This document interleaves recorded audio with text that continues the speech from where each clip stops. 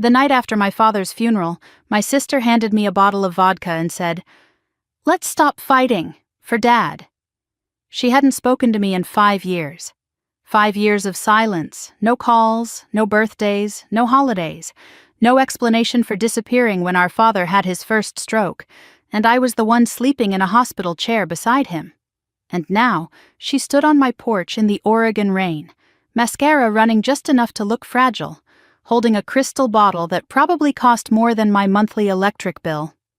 I didn't drink it. That night, my fiancé Ethan came over to help me sort through the inheritance paperwork. He poured a small glass. Just one. He said we both needed something to take the edge off. 40 minutes later, he was on my kitchen floor, his body convulsing, his pulse racing so violently I could see it jump in his neck. When I looked at Madison and said, "He drank the vodka you gave me," she didn't cry. She went silent. Then she panicked. The sound Ethan made when he hit the tile is something I still hear when the house is too quiet.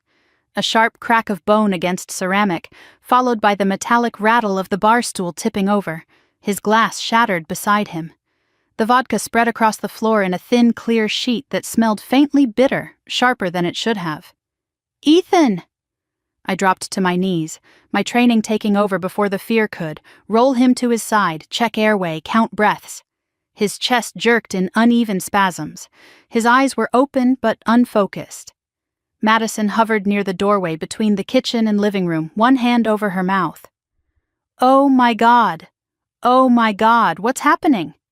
"You tell me," I snapped, already pulling my phone from my pocket. I hit 911 and spoke in a voice that had once called in coordinates under fire. Calm, precise, male, early 40s, sudden seizure, irregular heartbeat, possible ingestion. The operator asked what he had consumed. "Vodka," I said, staring straight at my sister. "From a bottle my sister brought." Madison's eyes flicked to the counter. It's just alcohol. Maybe he hasn't eaten." "He had dinner with me 2 hours ago." Ethan's body arched again. His hand clawed at my sleeve. His pulse under my fingers felt wrong, too fast. Not just panic fast, dangerous fast. The sirens arrived within minutes, red light washing through the front windows and across the framed photos of my father in uniform, my mother smiling before cancer took her, Madison and me as teenagers with braces and bad haircuts. Paramedics moved with practiced efficiency, lifting Ethan onto a stretcher, attaching monitors. One of them asked, "Anyone else drink from that bottle?" Madison answered too quickly. No, she didn't. Riley didn't drink any." The medic looked at me. "Ma'am?" "I didn't," I confirmed. "He poured the first glass." Madison's shoulders sagged with something that wasn't relief for Ethan. They carried him out into the rain. I followed, barefoot, not remembering when I'd kicked off my shoes. The cold pavement bit into my feet as they loaded him into the ambulance. "I'm riding with him," I said. Madison hesitated only a second. "I'll follow in my car." Inside the ambulance, the air smelled like antiseptic and adrenaline. A paramedic called out numbers. Blood pressure unstable, heart rate erratic. They asked again what he'd taken. "Just vodka," I said. "Nothing else." "Any medications? Recreational drugs?" "No." But my mind was already running ahead, scanning details like it used to scan desert roads for disturbed sand. The taste Ethan had mentioned. The way Madison kept asking if I'd had any. At the hospital, they rushed him straight into the emergency room. I stood in the hallway, hands shaking only after the doors swung closed. Madison appeared beside me, rain still clinging to her coat. "Riley, I swear, I bought that at duty-free in Seattle." "It's expensive stuff. It wouldn't—" "Where exactly did you buy it?" I asked. She blinked. "At the airport." "Which store?" "I don't remember the name. Does that matter right now?" "It matters." She stared at me like I'd just betrayed her instead of the other way around. "Your fiancé is in there fighting for his life and you're interrogating me?" I stepped closer, lowering my voice. "You've asked 3 times whether I drank any." Her face drained of color. I was worried about you." A nurse came out and told us they were running tests. His heart rhythm was severely abnormal. They were stabilizing him. Did he have any heart conditions? She asked. No, I said. Madison spoke over me. She does. The nurse looked between us. She? My sister, Madison clarified quickly. Riley has blood pressure issues, PTSD, she's on medication. I felt something cold settle in my stomach. That's not relevant. The nurse nodded politely but scribbled something on her clipboard anyway. We were led to the waiting area. Fluorescent lights hummed overhead. A television in the corner ran a muted late-night news segment about rising housing prices. The world outside this building kept moving, indifferent. Madison sat across from me, knees bouncing. She kept checking her phone, typing rapidly, then deleting. Who are you texting? I asked. She locked the screen too fast. No one. I leaned back in the plastic chair and watched her. 5 years ago, she'd vanished. Said she needed space, needed to find herself. While I was the one driving our father to physical therapy after his first stroke. The one paying the utility bills when his pension paperwork got delayed. The one sitting through doctors explaining blocked arteries. And then today, at the funeral, she'd appeared in a black dress and trembling hands. The cemetery had been quiet except for the wind. I stood straight-backed as the flag was folded. Old habits, military composure. My father had been proud of that part of me. Madison had cried loudly, clinging to strangers like she was the one who'd been there every day. Afterward, when most people had drifted away with casseroles and polite condolences, she'd approached me near the car. I'm sorry, she'd said, eyes glossy. I shouldn't have left. I couldn't breathe here. You didn't call, I replied. I know. She held out the bottle then, wrapped in tissue paper. I brought this for you. To make peace. I'd almost laughed. Peace in a glass bottle. Now, hours later, that bottle sat in an evidence bag somewhere between my kitchen and the hospital lab. A doctor finally emerged from the double doors. Ms. Thompson? I stood instantly. Yes. Your fiancé is stable for now, but he experienced a severe cardiac arrhythmia and neurological symptoms consistent with toxin exposure. Toxin? Madison echoed faintly. We're running toxicology panels, the doctor continued. Did he ingest anything unusual? Vodka, I said again, from a sealed bottle. The doctor's gaze sharpened. Bring us the bottle if possible. It's at the house, I replied. My sister brought it. Madison's head snapped toward me. Riley! I didn't look at her. I'll call the police to secure it. The doctor nodded. Good. The sooner we identify the substance, the better. As he walked away, Madison grabbed my arm. You're not seriously suggesting I poisoned him. I'm suggesting, I said evenly, that something was in that bottle. Her eyes filled with tears. Why would I do that? I just buried our father. You tell me. The police arrived at the hospital within 30 minutes. An officer took my statement in a quiet consultation room. I described the bottle, the timing, the symptoms. Madison was questioned separately. Did anyone else handle the bottle? The officer asked me. Ethan opened it, I said, but Madison gave it to me. Was there any conflict between you and your sister recently? I hesitated. She's been gone for 5 years. That's not what I asked. I exhaled slowly. There were disagreements about family responsibilities before she left. Financial disagreements? The word hung between us. Our father had a will, I said carefully. I haven't reviewed the latest version yet, he nodded. We'll need access to your home to retrieve the bottle. I'll let you in. When I stepped back into the waiting area, Madison was standing near the vending machines, whispering into her phone. I don't know yet, she said. No, she didn't drink it. I told you. She froze when she saw me. The phone lowered slowly. Told who? I asked. No one, she said again, but her voice lacked conviction. What did you mean? She didn't drink it. Her jaw tightened. You're twisting everything. I held her gaze, searching for something familiar. A trace of the sister who used to steal my sweaters and beg me not to tell Dad when she missed curfew.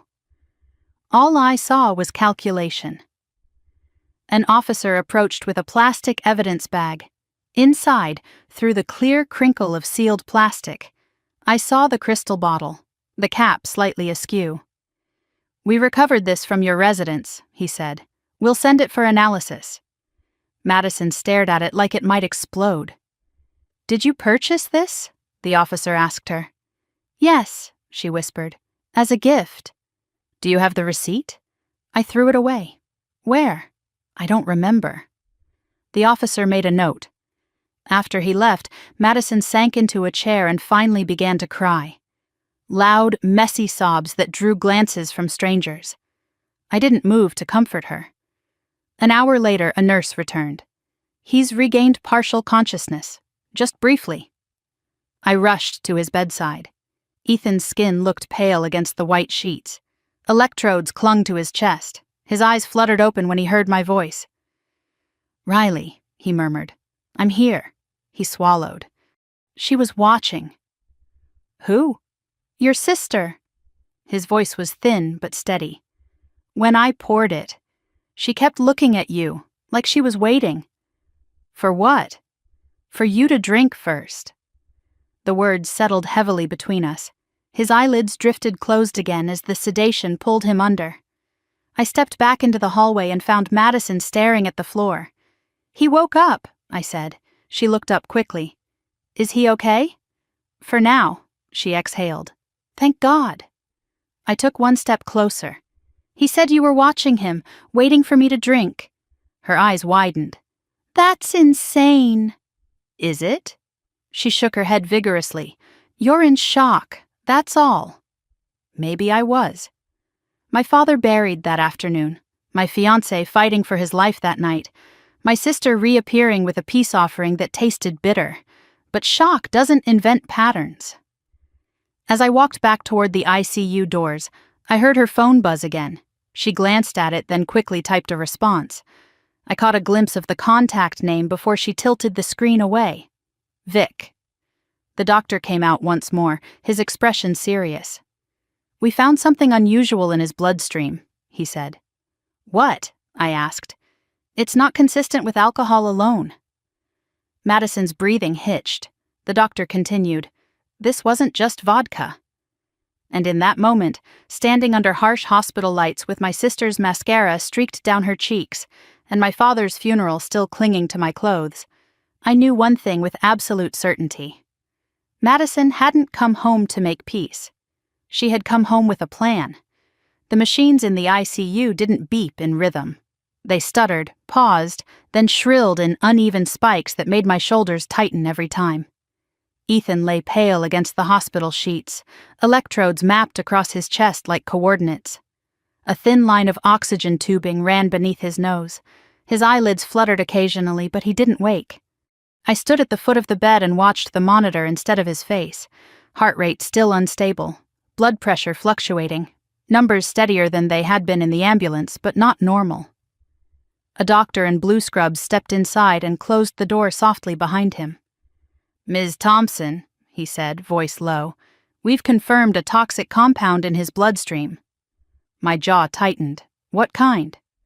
"We're still running the full panel, but preliminary results indicate aconitine." The word meant nothing and everything at the same time. It sounded clinical, sharp, final. "What is that?" I asked. "A plant-based toxin, extremely potent. It affects the heart and nervous system. Even small amounts can cause severe arrhythmia." "And alcohol?" I asked. "It can accelerate absorption, but this isn't alcohol poisoning." My hands curled into fists at my sides. "So someone put it in the bottle." He held my gaze. "This wasn't an accident." When he left, I exhaled slowly. Not relief, not fear. Something colder. Confirmation. Outside the ICU room, Madison stood by the vending machines again, pretending to read the back of a snack package. She looked up immediately when she saw me. "What did they say?" she asked. "They found a toxin." Her face drained of color. "A toxin? In what?"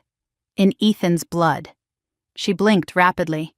"That's impossible. It was just vodka." "It was vodka," I said, "with something else in it." She crossed her arms over her chest. "Are you saying I did that?" I'm saying you're the one who brought it.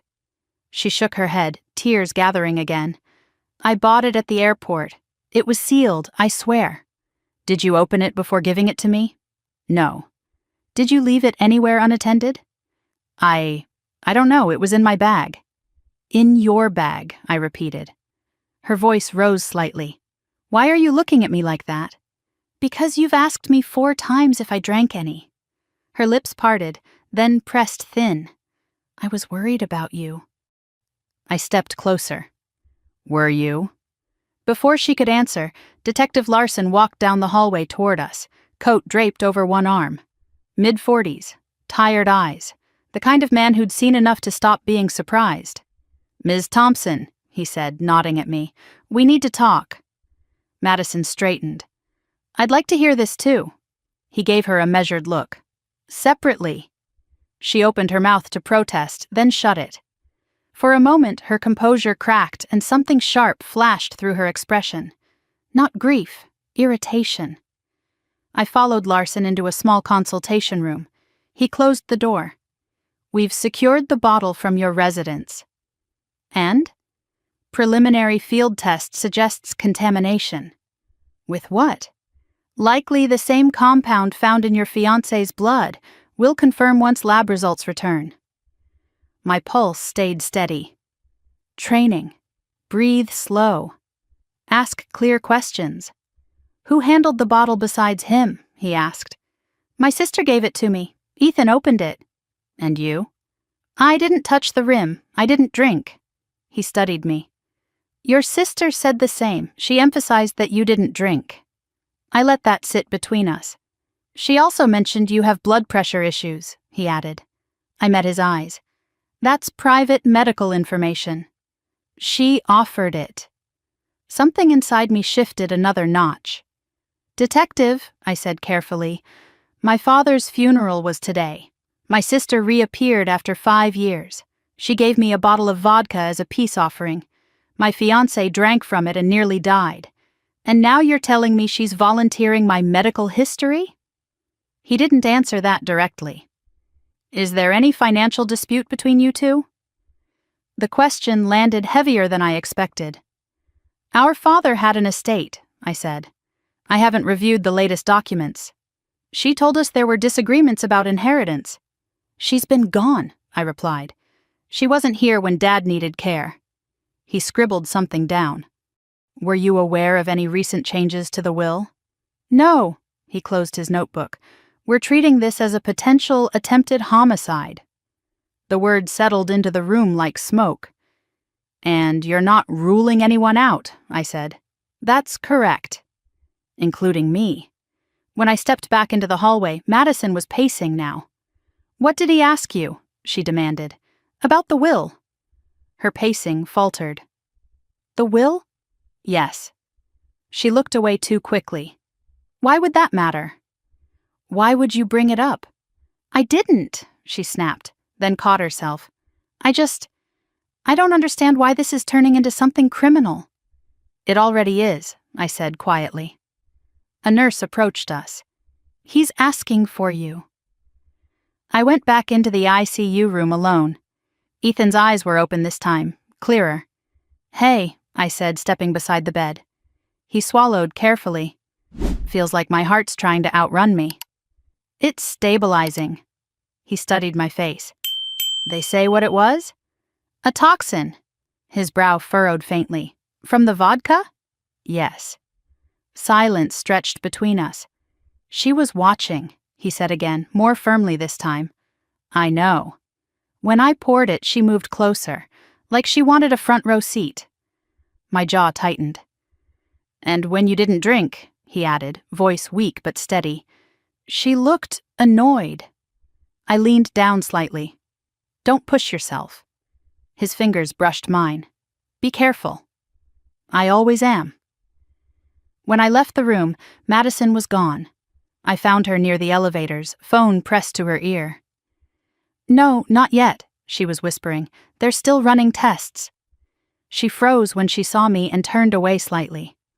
I'll call you back, she said quickly, ending the call. Who was that? I asked. A friend. Name. She gave me a look like I'd crossed a line. You don't get to interrogate me. I get to ask questions when my fiancé is poisoned. Her chin lifted. Maybe you should look closer to home. Meaning? You handle Dad's finances. You have access to everything. The accusation hung heavy. You think I poisoned my own fiancé? I asked. I'm just saying, she replied, shrugging slightly. People do strange things under stress. The coldness in her voice didn't match the tears still streaking her cheeks. Detective Larson approached again. Ms. Thompson, he said to Madison this time, we need to ask about where you purchased that bottle. She glanced at me once before following him. I watched her walk away and felt the old instinct return, the one that scanned desert rooftops and alley shadows, the one that trusted patterns over words. She wasn't afraid of losing Ethan. She was afraid of losing something else. Hours later, toxicology confirmed the compound. Aconitine. Not accidental, not naturally present in alcohol, intentionally introduced. Larson returned to the waiting area where I sat alone. Your sister says she bought the bottle at a duty-free store in Seattle 2 days ago, he said. Receipt? She claims she discarded it. Security footage? We're requesting it. He studied me again. She also mentioned your father revised his will 2 weeks before his stroke. I felt the air thin. I wasn't informed of that, I said. You might want to verify. He paused. One more thing. She inquired about your father's life insurance policy earlier this week. Why would she do that? She said she was helping with paperwork. I stared at the blank television screen across the room. Insurance, will changes, a poisoned bottle. Detective, I said slowly. If I had taken the first drink instead of Ethan... He nodded once. Given your medical history, it could have been fatal. I closed my eyes briefly. Madison had asked 4 times if I'd had any. She wasn't worried. She was checking the outcome. When Ethan drifted back to sleep, I stepped outside the hospital into the cold Oregon night. Rain had turned to sleet. The parking lot lights reflected off wet asphalt.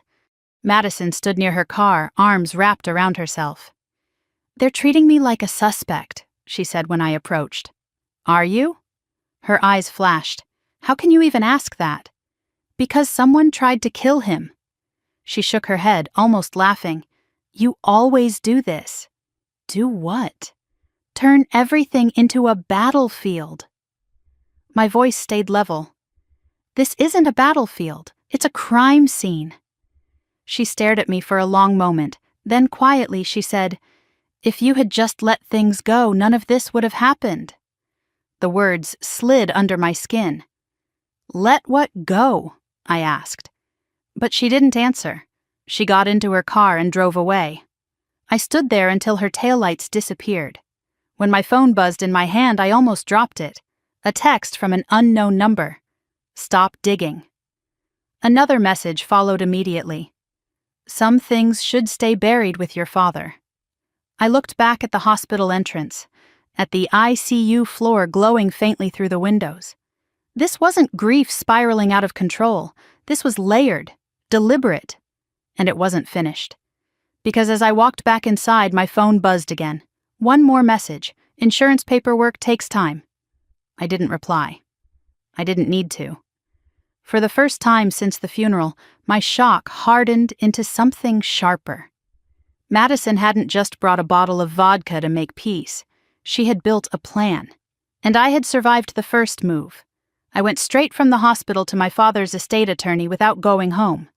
I was still wearing the same black dress from the funeral, the hem damp from Oregon rain, my hair pulled back tighter than usual.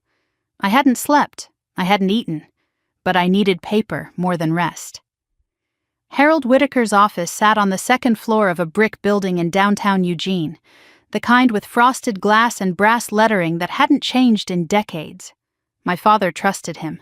That mattered. His receptionist blinked when she saw me. Ms. Thompson. I'm so sorry for your loss. I need to see Mr. Whitaker. It's urgent. Something in my voice must have convinced her. She disappeared through a side door and returned moments later. He can see you now. Harold stood when I entered his office. Late 60s, silver hair, suspenders, reading glasses perched low on his nose. "Riley," he said gently, "I heard about Ethan. I'm glad he's stable." "Barely," I replied. "I need to see the latest version of my father's will." He paused just a fraction too long. "Of course," he said, moving toward his desk. "We finalized an updated draft recently." "Recently when?" 2 weeks before his stroke. My chest tightened. He never mentioned that. Harold lowered himself into his chair and opened a file folder. He requested revisions via email. "Email?" "Yes, from your address." The room felt suddenly smaller. "I didn't send any email," I said. He slid a printed document across the desk toward me. My name was typed neatly at the top. The will. My father's name beneath it. Legal language. Signature lines. I scanned quickly, then stopped. "This isn't right," I said. Harold adjusted his glasses. "What do you mean?" "It leaves everything to Madison. The house, his pension fund, the investment accounts, the life insurance beneficiary rights totaling $750,000, all transferred solely to Madison Thompson. No equal split. No mention of me." "That's impossible," I said flatly. 2 years ago it was divided evenly." He nodded slowly. "Yes, that was the original structure." "Then who authorized this?" "The email came from your account. It referenced a prior discussion." "I never discussed cutting myself out of my father's estate." Harold looked genuinely unsettled now. He turned his monitor toward me. An email thread appeared on the screen. From riley.thompson.official@mailsecure.com. Subject, urgent revision. I stared at it. "That's not my email address," I said. "You're certain?" "I don't use MailSecure.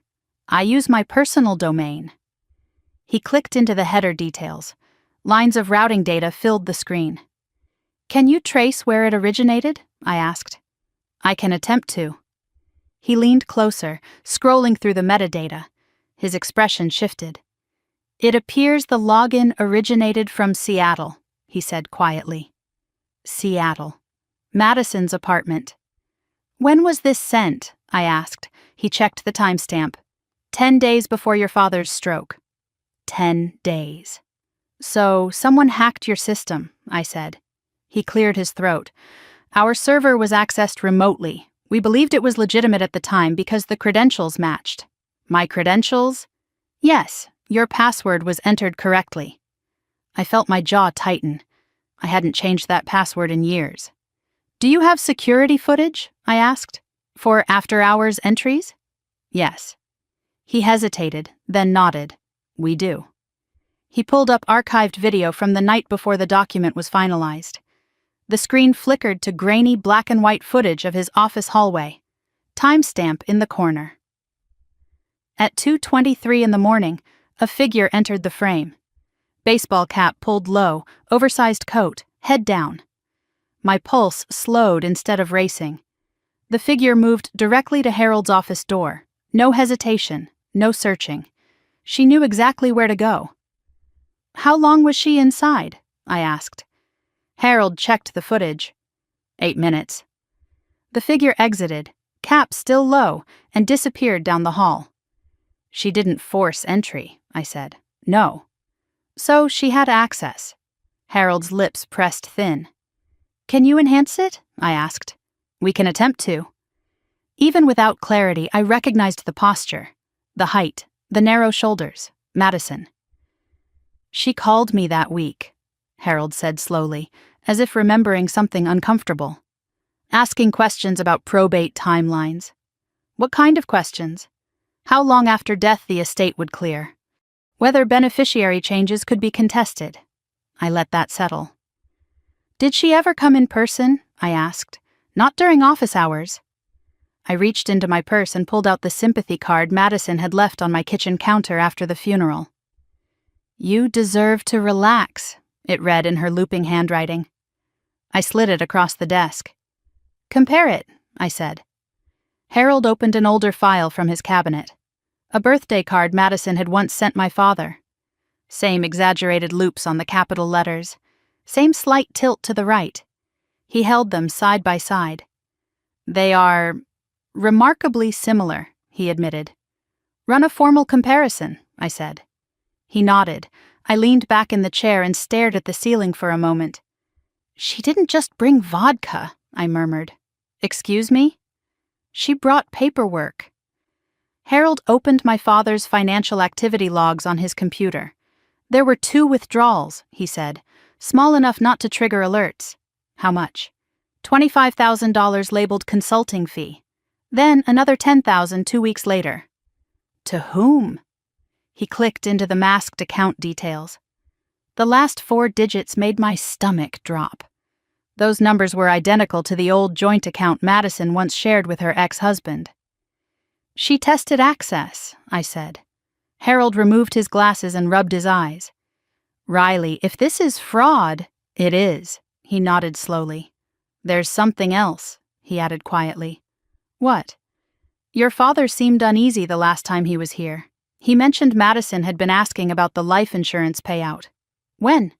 About a month before his stroke. The room felt too quiet. Did he express concern? I asked. He said she thought money equaled fairness. Fairness. I remembered that word.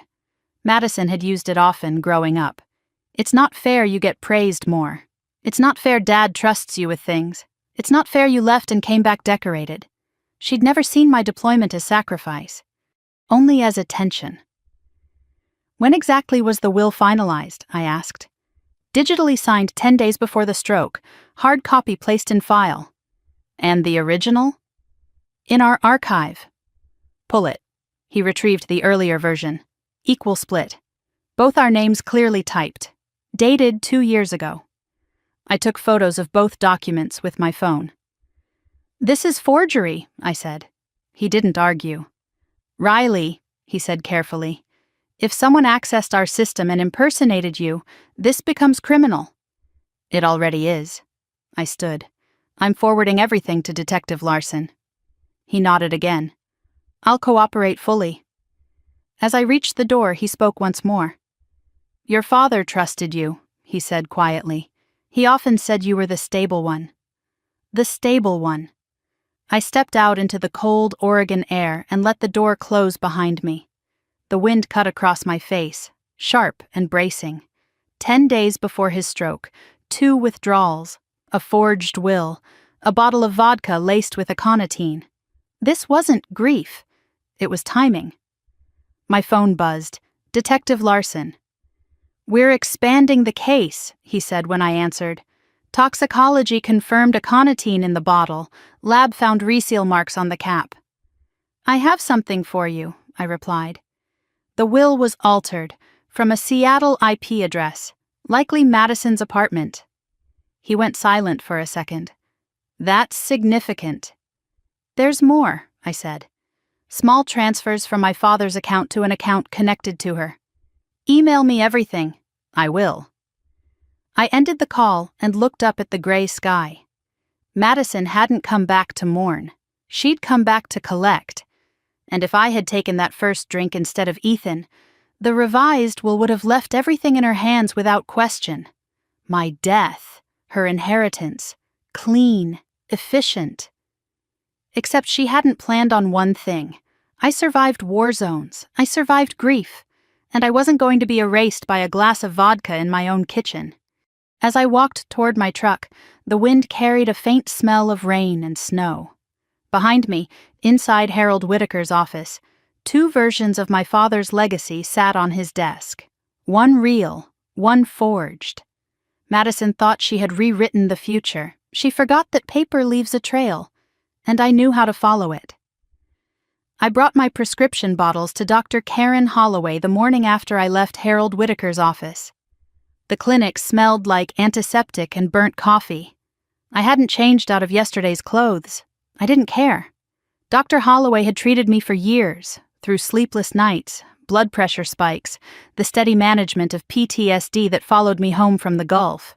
She knew my baseline better than most people knew my face. What's going on? she asked as I set the orange pill bottles on her desk.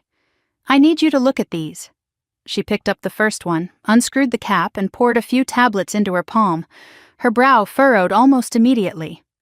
These aren't the usual shape, she said. That's what I thought. She compared the imprint code against her tablet. Her fingers moved quickly across the screen. This isn't your prescribed dosage, she said quietly.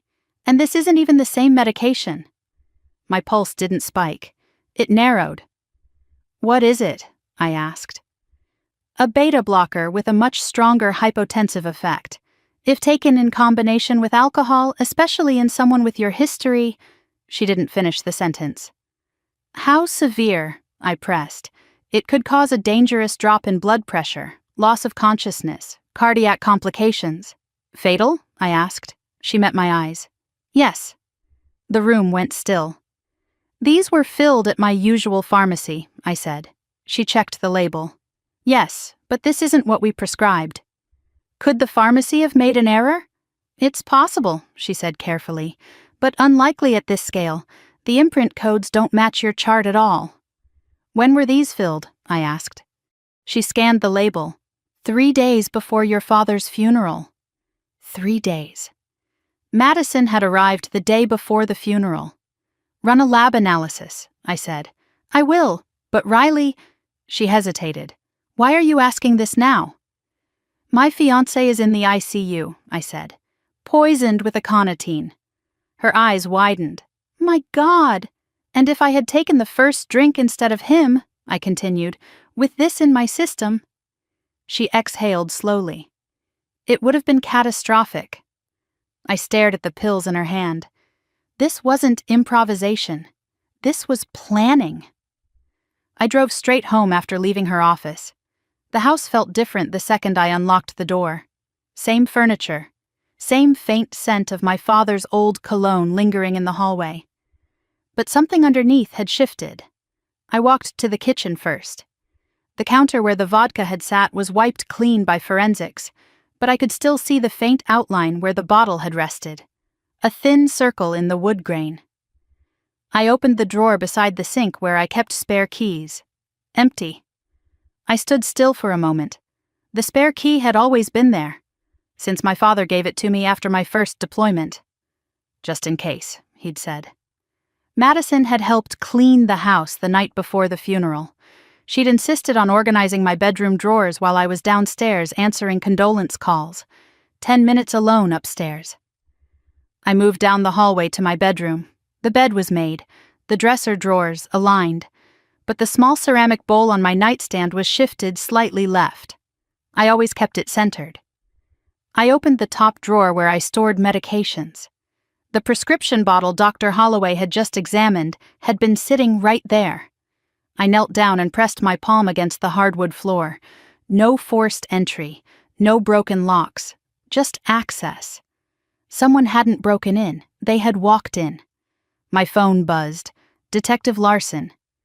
Lab confirmed aconitine in the vodka, he said without preamble. Concentration consistent with deliberate dosing. I have something else, I replied. My medication was switched. Silence on the other end. Explain, he said. I told him everything Dr. Holloway had said. That escalates this significantly, he said. We'll need to secure the pharmacy footage. And the house, I added. My spare key is missing. I'll send a team. When I ended the call, I stood in my father's study. The desk drawer where I kept the insurance paperwork was slightly misaligned. I pulled it open. The life insurance policy was still there, $750,000. Beneficiary designation tied to the current will. If I died before probate was contested, the revised will would place everything in Madison's hands. No fight, no suspicion. A grieving sister who lost her father and her sibling in quick succession. Natural complications, sympathy, money. I ran my fingers along the edge of the policy page. There it was, a clause. In the event of death due to medical complication, payout expedited pending standard verification. Medical complication. With the wrong medication in my system and alcohol amplifying it, my collapse would have looked tragically plausible. My phone buzzed again. Unknown number. You should rest, Riley. I stared at the screen. Another message followed. Stress isn't good for your blood pressure. My jaw tightened. I typed nothing. Instead, I walked back into the kitchen and opened the cabinet under the sink. There, near the cleaning supplies, a faint bitter scent lingered. Not vodka, something sharper. I grabbed a plastic bag and carefully placed the dishcloth from the trash inside it. If she'd wiped the bottle before handing it to me, there might still be trace residue. A knock at the door interrupted my thoughts. Forensics. 2 technicians in gloves and boot covers. They dusted surfaces, checked the locks, downloaded security logs. The alarm was disabled with the correct code, one of them said. Only 3 people know it, I replied. Me, Ethan, and Madison. He nodded and photographed the keypad. Timestamp shows it was entered at 2:14 in the morning 2 nights ago, he added. 2:14. The night before Ethan collapsed. She hadn't just come to the funeral, she'd come prepared. After they left, the house felt too quiet. I sat at the kitchen table where Ethan had fallen. My father had once sat at this same table and told me, "You can't assume loyalty." I'd thought he meant soldiers. He'd meant blood. A memory surfaced uninvited. 6 months before his death, we'd been drinking coffee in this kitchen. "Madison's restless," he'd said. "She always is," I replied. "She keeps asking about the life insurance," he'd added. "She probably just wants clarity." He'd looked at me for a long moment. Clarity can turn into entitlement if you're not careful. I hadn't understood the weight in his voice. Now I did. My phone buzzed again. Detective Larson. "Pharmacy footage shows your sister in the store the day your prescription was filled," he said. "Did she pick it up?" "No, but she was near the drop-off counter for several minutes." "Alone?" "Yes." "She could have switched bottles in the parking lot," I said. "That's one possibility." "Run prints on the pill bottle," I added. "We will." When I hung up, the sun had started to dip behind the trees. Shadows stretched long across the floor. Madison texted then, "How is Ethan?" I stared at the screen. "Alive." Her reply came quickly. "Thank God," I typed back. "The doctors say if I had taken that first drink with my medication, I might not have survived." 3 dots appeared. Then disappeared. No response. Minutes later, another text from her. "You're being dramatic." I set the phone down carefully. Dramatic, not shocked, not apologetic, dramatic. I stood and walked to the front door. Snow had begun to fall lightly, each flake quiet, precise, calculated, like the plan she'd constructed. Poison the vodka, swap the medication, forge the will, 3 layers, 3 safeguards. If one failed, another would hold. She hadn't accounted for one variable. Ethan loved me enough to pour first. As darkness settled, I replaced the front door lock myself. Metal scraped against metal, solid, secure. Inside, I turned off every light except the one in my father's study. I opened his safe and checked the contents. Insurance documents, original will copy, handwritten notes, everything still there. But the edges of the papers were slightly shifted. Someone had searched. Not for money, for evidence. I closed the safe and changed its combination. My phone buzzed one last time that night, from the same unknown number. "You can still walk away." I stared at the message. Walk away from what? From attempted murder? From inheritance fraud? From a sister who had calculated my blood pressure into her timeline? I deleted the message. Then I turned off the phone entirely. For the first time since the funeral, I let myself say it out loud in the empty house. "She meant to kill me." The words didn't echo. They settled. My sister hadn't brought vodka to make peace. She had brought a trigger, and she had pulled it with precision. But she'd miscalculated one thing. I don't miss details, not on the battlefield, not in my own home, and I was done being her blind spot. The doorbell rang at 9:47 in the evening. I wasn't expecting anyone. Snow had started again, soft and steady, coating the porch in a thin white layer. I had just finished checking the new lock for the third time when the chime cut through the quiet. I didn't turn on the porch light. Instead, I stepped to the side of the front window and lifted the curtain just enough to see. A man stood under the dim street lamp glow, hands in the pockets of a dark wool coat. Late 50s, maybe early 60s, clean-shaven, not nervous. He looked like someone who expected to be let in.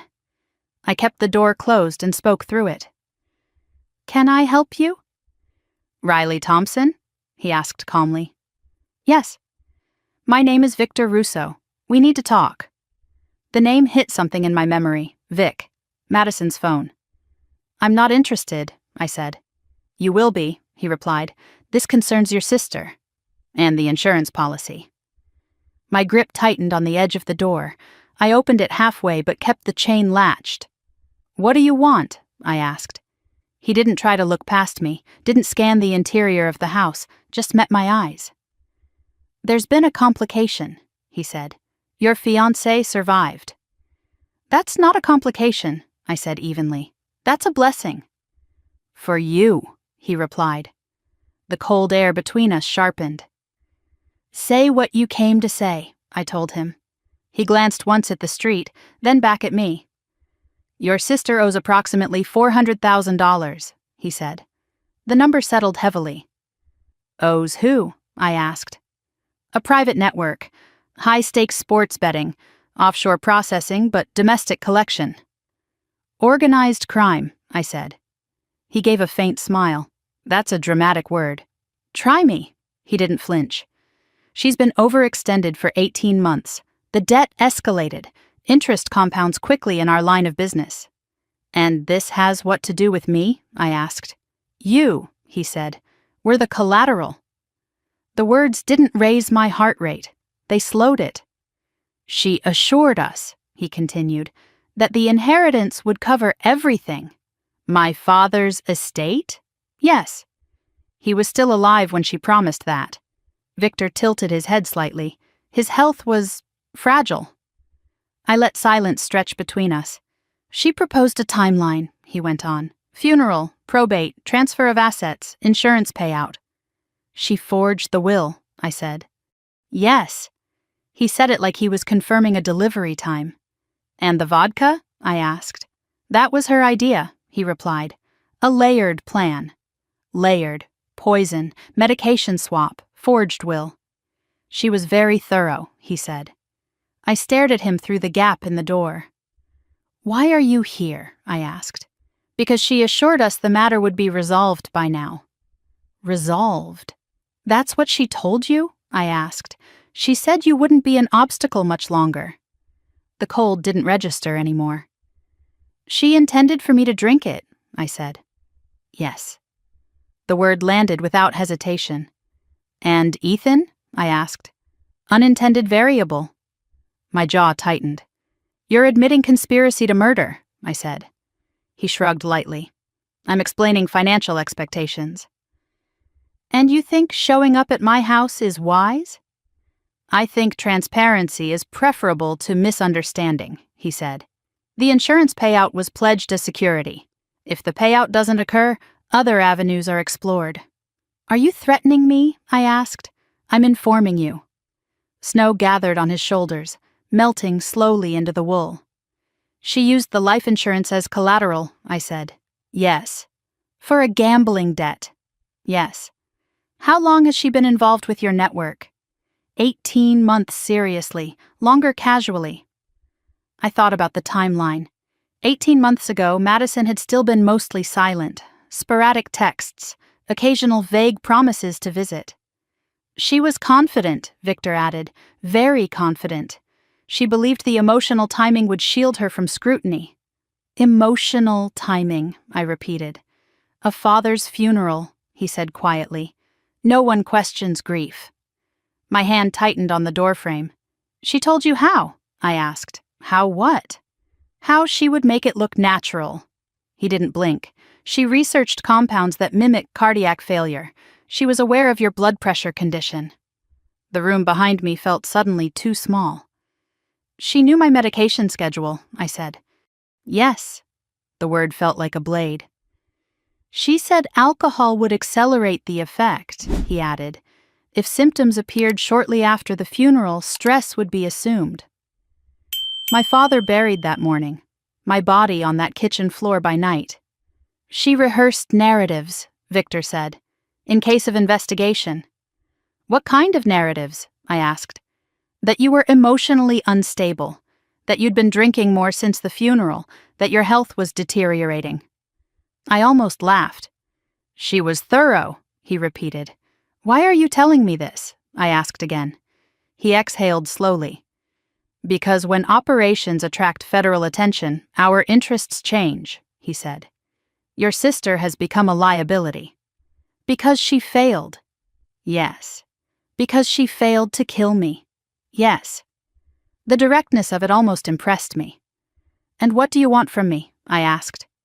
Clarity, he said. If the inheritance transfers, the debt can be resolved quietly. If it does not, other parties become impatient. I'm not negotiating with you, I said. I'm not asking you to. His eyes narrowed slightly. I'm advising you that your sister overpromised, and people who overpromise create pressure. On me, I asked. For now. I let the words settle. If you think intimidation will change anything, I said calmly, you miscalculated. His expression shifted just slightly.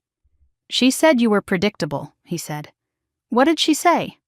That you would fight emotionally first. That you would hesitate to involve federal authorities because of family loyalty. I smiled faintly. She misjudged that too. He studied me for a long moment. You don't seem surprised, he said. I served in the Gulf, I replied. Surprise is inefficient. A flicker of something like respect crossed his face. She believed the insurance payout of $750,000 would clear within weeks if death was ruled natural, he continued. Probate complications were accounted for. She intended to settle $400,000 immediately and negotiate the remainder. She used the word collateral, I said. Yes. Did she ever express regret? No. The answer came too fast to doubt. She said you always survived everything, he added quietly, and that this time you wouldn't. The words echoed in my mind. She always survives everything. I want proof, I said. He reached into his coat and removed a small envelope. I'm not foolish enough to carry originals, he said, but copies are instructive. I unlatched the chain and opened the door fully. He handed me the envelope. Inside were printed screenshots of text exchanges. Madison's name at the top. One message read, "Once Riley's gone, probate clears faster." Another, "She always survives everything. This time she won't." My stomach didn't drop. It solidified. You're handing me evidence, I said. I'm protecting my organization, he replied. Your sister's arrest jeopardizes more than her freedom. So you sacrifice her. She was already sacrificed the moment your fiancé lived. Snow thickened around us. You understand, he said, that if she's convicted, certain investors lose faith. I don't care, I said. You should. Why? Because desperation spreads. He stepped back from the porch. I've said what I came to say, he added. Your sister built a 3-layer plan. Poison, medication, forged will. It would have worked. But it didn't. No, he said softly. It didn't. He turned and walked toward a black sedan parked half a block away. I watched until he got in and drove off. Then I closed the door and locked it. Inside, the house felt heavier. I laid the envelope on the kitchen table. 3 layers. She had engineered my death like a project. Step 1, alter inheritance. Step 2, ensure death appears natural. Step 3, collect payout. The phone rang before I could sit down. Detective Larson. We've confirmed significant gambling transactions linked to Madison, he said. Offshore accounts, shell transfers. She used the insurance policy as collateral, I said. There was a pause. How do you know that? He asked. Victor Russo just left my porch. Silence. You let him leave? He asked. He came to talk. What did he say? Everything. I relayed the conversation. When I finished, Larson exhaled sharply. That escalates this into organized crime territory, he said. We'll involve federal agencies immediately. You should, I replied, because this isn't just family drama, it's financial conspiracy. Are you safe? He asked. Yes. But the word felt thinner than usual. After I hung up, I sat alone at the kitchen table. I looked at the screenshots again. She always survives everything. This time she won't. I thought about childhood winters when Madison used to accuse me of getting more praise. It's not fair. I thought about deployments, medals she called attention. It's not fair. I thought about my father trusting me with paperwork. It's not fair. Fairness had turned into entitlement. Entitlement had turned into calculation. Calculation had almost turned into my obituary. I folded the papers carefully and placed them inside a folder labeled evidence. War taught me something simple. You don't panic. You gather, you document, you dismantle. Madison didn't just gamble money. She gambled my life. And she expected to win. She forgot one thing. I don't fold under pressure. Not in the desert, not in my own home. And certainly not because my sister decided I was collateral. I waited in the elementary school parking lot with the engine off and the heater running low. The late afternoon sky over Eugene was the color of wet concrete. Snow from the night before had melted into slush along the curb. Parents stood in small clusters near the entrance, checking their phones, waving at children spilling out of double doors. I hadn't told anyone I was coming, not Madison, not Lily's father, just Detective Larson, who had nodded once and said, "Be careful what you ask." I wasn't here to interrogate an 11-year-old. I was here to listen. The doors burst open and children ran into the cold air, backpacks bouncing. I scanned faces automatically, the way I used to scan rooftops for movement. Then I saw her, Lily, dark hair pulled into a messy ponytail, pink jacket too thin for the weather. She spotted my truck and hesitated. For a second I thought she might turn away. Instead, she ran toward me. "Aunt Riley," she called, breath puffing white in the air. I stepped out of the truck before she reached me. "Hey," I said, forcing warmth into my voice. She hugged me tightly around the waist. "Is Uncle Ethan going to die?" she asked immediately. The directness knocked the air from my lungs. "No," I said gently. "He's stable. The doctors are taking care of him." She pulled back, searching my face. "Mom said it was just alcohol." "It wasn't," I said carefully. Her brow furrowed. "Is he really going to be okay?" "Yes." That part, at least, was true. "Can we get hot chocolate?" she asked quietly. "Mom's been busy." I nodded and opened the passenger door. We drove to a small cafe 3 blocks away, the kind with chipped wooden tables and chalkboard menus. I chose a booth near the back where conversations blurred into background noise. She wrapped her hands around the paper cup like it was an anchor. For a few minutes, we talked about safe things. School, her science project, a girl in her class who cheated during a spelling test. Then she went quiet. "Mom's really mad," she said softly. "At you?" I asked. "No." She stared into her cup. "At everyone." I let silence stretch. Silence invites truth. "She keeps talking on the phone at night," Lily continued. "In the kitchen. She thinks I'm asleep." "What does she say?" I asked. Lily shrugged at first. "Stuff about insurance," she said. My pulse slowed, sharpened. "What kind of stuff?" I asked gently. "She said insurance clears fast," Lily replied. "And that once you're gone, things will be easier." The cafe noise faded into a dull hum. "What exactly did she say?" I asked, keeping my tone even. Lily chewed her lip. She said, "Once Riley's gone, probate clears faster." The words echoed the screenshot Victor had handed me. "Did she say that more than once?" I asked. "Yeah," Lily nodded. "She said it to a man named Vic." My hand tightened around my cup. "How do you know his name?" I asked. "She said it a lot," Lily replied. "Like, Yes, Vic, it's almost done. Almost done. When did she say that? I asked. Before Grandpa's funeral, and after. Lily looked up at me suddenly. Are you mad at Mom because of Grandpa's money? She asked. The question cut deep. I'm upset because someone tried to hurt Ethan, I said carefully. She nodded slowly. Mom said we'd be rich before Christmas, she added. The cafe felt colder. She said we'd move somewhere bigger, Lily continued. She showed me houses online. Did she ever talk about how that would happen? I asked. She said insurance, Lily said again, and that you wouldn't need anything anymore. I kept my breathing steady. Did she tell you not to talk about the bottle? I asked. Lily's fingers tightened around her cup. She said if anyone asked, I should say I didn't see anything, she whispered. My jaw clenched. Did you see anything? I asked. She hesitated. I saw her with the bottle in the kitchen before she gave it to you, Lily said. She was holding it and looking at it. Did she open it? I asked. I don't know, Lily replied, but she had it out of the bag. I leaned back slightly. Did she ever talk about my medicine? I asked.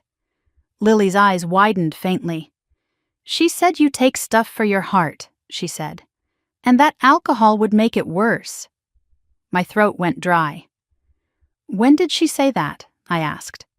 On the phone, Lily said, to Vic. The pieces were aligning with brutal precision. She said stress would make it look natural, Lily added quietly. I swallowed. Did she ever say anything about Ethan? I asked. She said he wasn't supposed to drink it, Lily replied. The cafe noise came rushing back all at once. Did she say that exactly? I asked. Yes. Lily looked confused now. I thought she meant you were supposed to have it first, she said. I forced my expression not to change. Did she ever tell you to practice saying something? I asked. Lily nodded slowly. She said if police asked, I should say we haven't seen you much, she whispered. Even though we did. My phone vibrated on the table. Madison. I let it ring once, then answered and placed it on speaker without announcing it. Lily? Madison's voice came through tight. Where are you? With Aunt Riley, Lily replied. Silence. Then, did you tell her anything? Lily glanced at me. No, she said softly. Madison exhaled audibly. Good. We're almost safe, she murmured. The line went dead. Almost safe. I ended the call and looked at Lily. Sweetheart, I said gently, you didn't do anything wrong. She stared at the table. I don't want Mom to go to jail, she whispered. The words hit harder than anything else she'd said.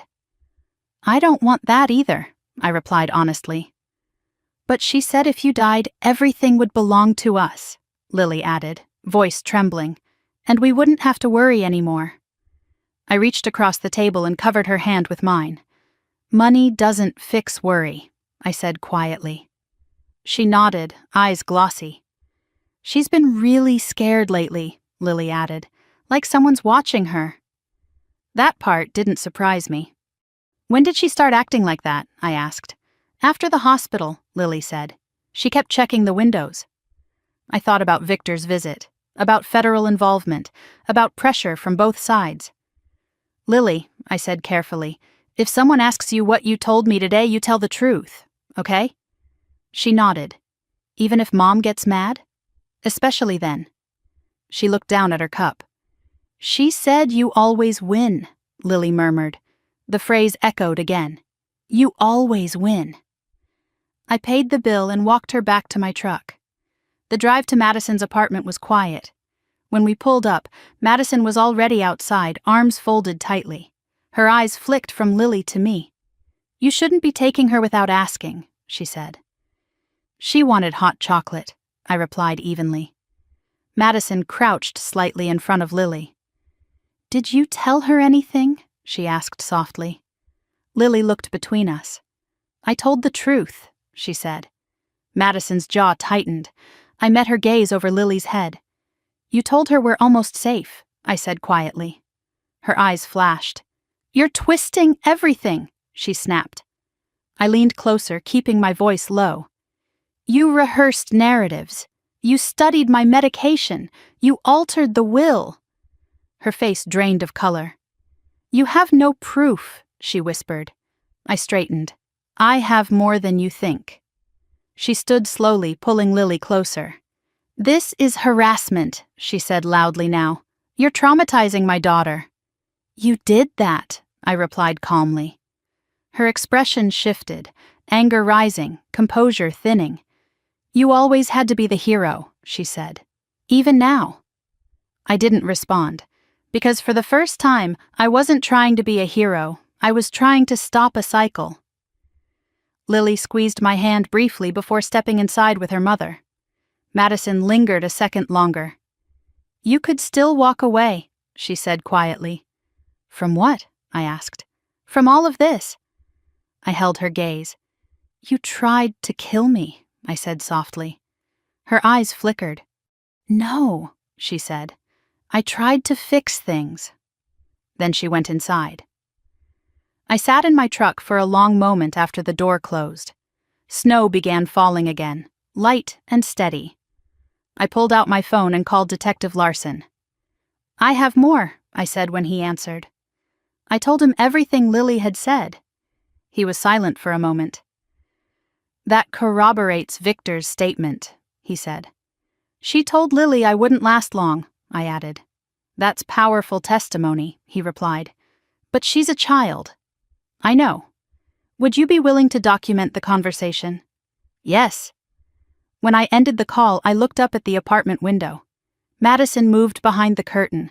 For years, I'd been the one who shielded her from consequences, covered for her, explained away her impulses. Now her own daughter had exposed the truth. I started the engine. For the first time since the funeral, I felt something shift inside me. Not rage, not revenge, resolve. This wasn't just about me surviving. It was about making sure Lily never learned that entitlement was love. And as I drove away, I understood something clearly. Madison hadn't just gambled with money. She had gambled with the future of her own child, and that was a debt far bigger than $400,000. The house felt wrong the second I unlocked the door. Not loud wrong, not obvious, subtle. The air was colder than I'd left it. The faint scent of my father's old pipe tobacco, which usually lingered near the study, seemed diluted. I stepped inside and closed the door quietly behind me. The porch light was on. I was certain I'd turned it off. I didn't move immediately. I listened. The refrigerator hummed. The heater clicked softly. No footsteps, no shifting floorboards. Still, something felt disturbed. I moved the way I used to in unfamiliar buildings overseas. Slow, deliberate. Clear the space before claiming it. The living room looked untouched, couch aligned, blankets folded. But the throw pillow in the corner chair was angled slightly to the left instead of centered. It was a small thing. Small things matter. I moved down the hallway. My bedroom door was slightly ajar. I never leave it open. My pulse didn't spike. It narrowed. I pushed the door wider with my fingertips. The room was intact, bed made, closet closed. No drawers dumped on the floor. But the closet door track had a faint scrape along the bottom edge, like it had been slid open too quickly. I stepped inside and opened the dresser. The top drawer was aligned, but the edges of folded shirts were disturbed. Someone had rifled without disarray. That takes practice. I crossed to the nightstand. The ceramic bowl was back in the center now. Too perfect. I crouched and looked beneath the bed. Nothing. I stood and moved toward the study. The chair behind my father's desk was pulled out slightly, barely an inch. He used to align it exactly flush with the desk. I had kept it that way. Not tonight. I approached the security monitor near the hallway. The system showed normal activity. Front door locked, back door secure. I opened the alarm log. 2:14 in the morning. System disarmed. Correct code entered. No forced override. The same timestamp Larson had mentioned earlier. 2:14, the night before Ethan collapsed. My spare key had gone missing. Now the code had been used. I scrolled further. System armed again at 2:27. 13 minutes inside. Enough time. Enough precision. I walked to the back door and examined the frame. No splintering, no scratches. Whoever entered knew how to leave cleanly. My phone buzzed. Unknown number again. Stop digging. I didn't respond. Another message followed. You don't know who you're dealing with. I stared at the screen for a long moment before setting the phone down on the desk. The study window faced the street. I stepped closer and peered through the glass. A dark SUV sat parked across from the house, engine off. I couldn't see inside. It hadn't been there earlier. I memorized the plate number without thinking. Years of practice. I moved back from the window and turned off the study light. Let them wonder if I'd seen. My phone vibrated again. A call this time. The hospital. I answered immediately. This is Riley. Ms. Thompson, the nurse said. A man attempted to access Mr. Miller's room about 20 minutes ago. My body went still. What man? He claimed to be a cousin. His name didn't match the approved list. Description? Mid-40s, dark coat. He left when security asked for identification. Did he see Ethan? No. I exhaled slowly. Did he say anything? I asked. He asked whether Mr. Miller was conscious yet. The SUV outside my house. A man at the hospital. Pressure. Thank you, I said and ended the call. I dialed Larson immediately. Someone tried to access Ethan's room, I said. I'm aware, he replied. Security notified us. And there's a vehicle outside my house. Stay inside, he said. I'm dispatching a unit. I didn't argue. Instead, I walked back into the kitchen. The counter where the vodka had sat was empty now, stripped by forensics. But under the cabinet, I caught a faint chemical smell again. Bitter. Metallic. I crouched and ran my fingers along the underside of the counter. Dust had been disturbed recently. Someone had braced themselves there. I stood and moved to the trash bin. Empty. Too empty. I always leave at least one bag liner tucked at the bottom. Gone. I walked back toward the hallway when headlights flashed briefly through the front window. Police. The SUV's engine roared to life and pulled away before the patrol car reached the curb. I watched through the sliver of curtain. The SUV turned the corner smoothly. Not rushed. Controlled. A knock came at the door. I opened it to two uniformed officers. Ma'am, are you alone? One asked. Yes. They stepped inside and swept the perimeter quickly. Vehicle took off when we turned onto the block, the other said. Plate comes back to a rental agency in Tacoma. Under what name? I asked. False identification.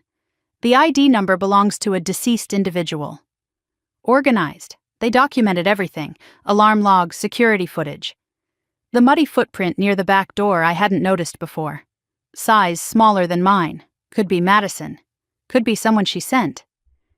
After they left, the house felt even more hollow. I turned off every light except the lamp in the study. I opened the safe again. The documents were still there.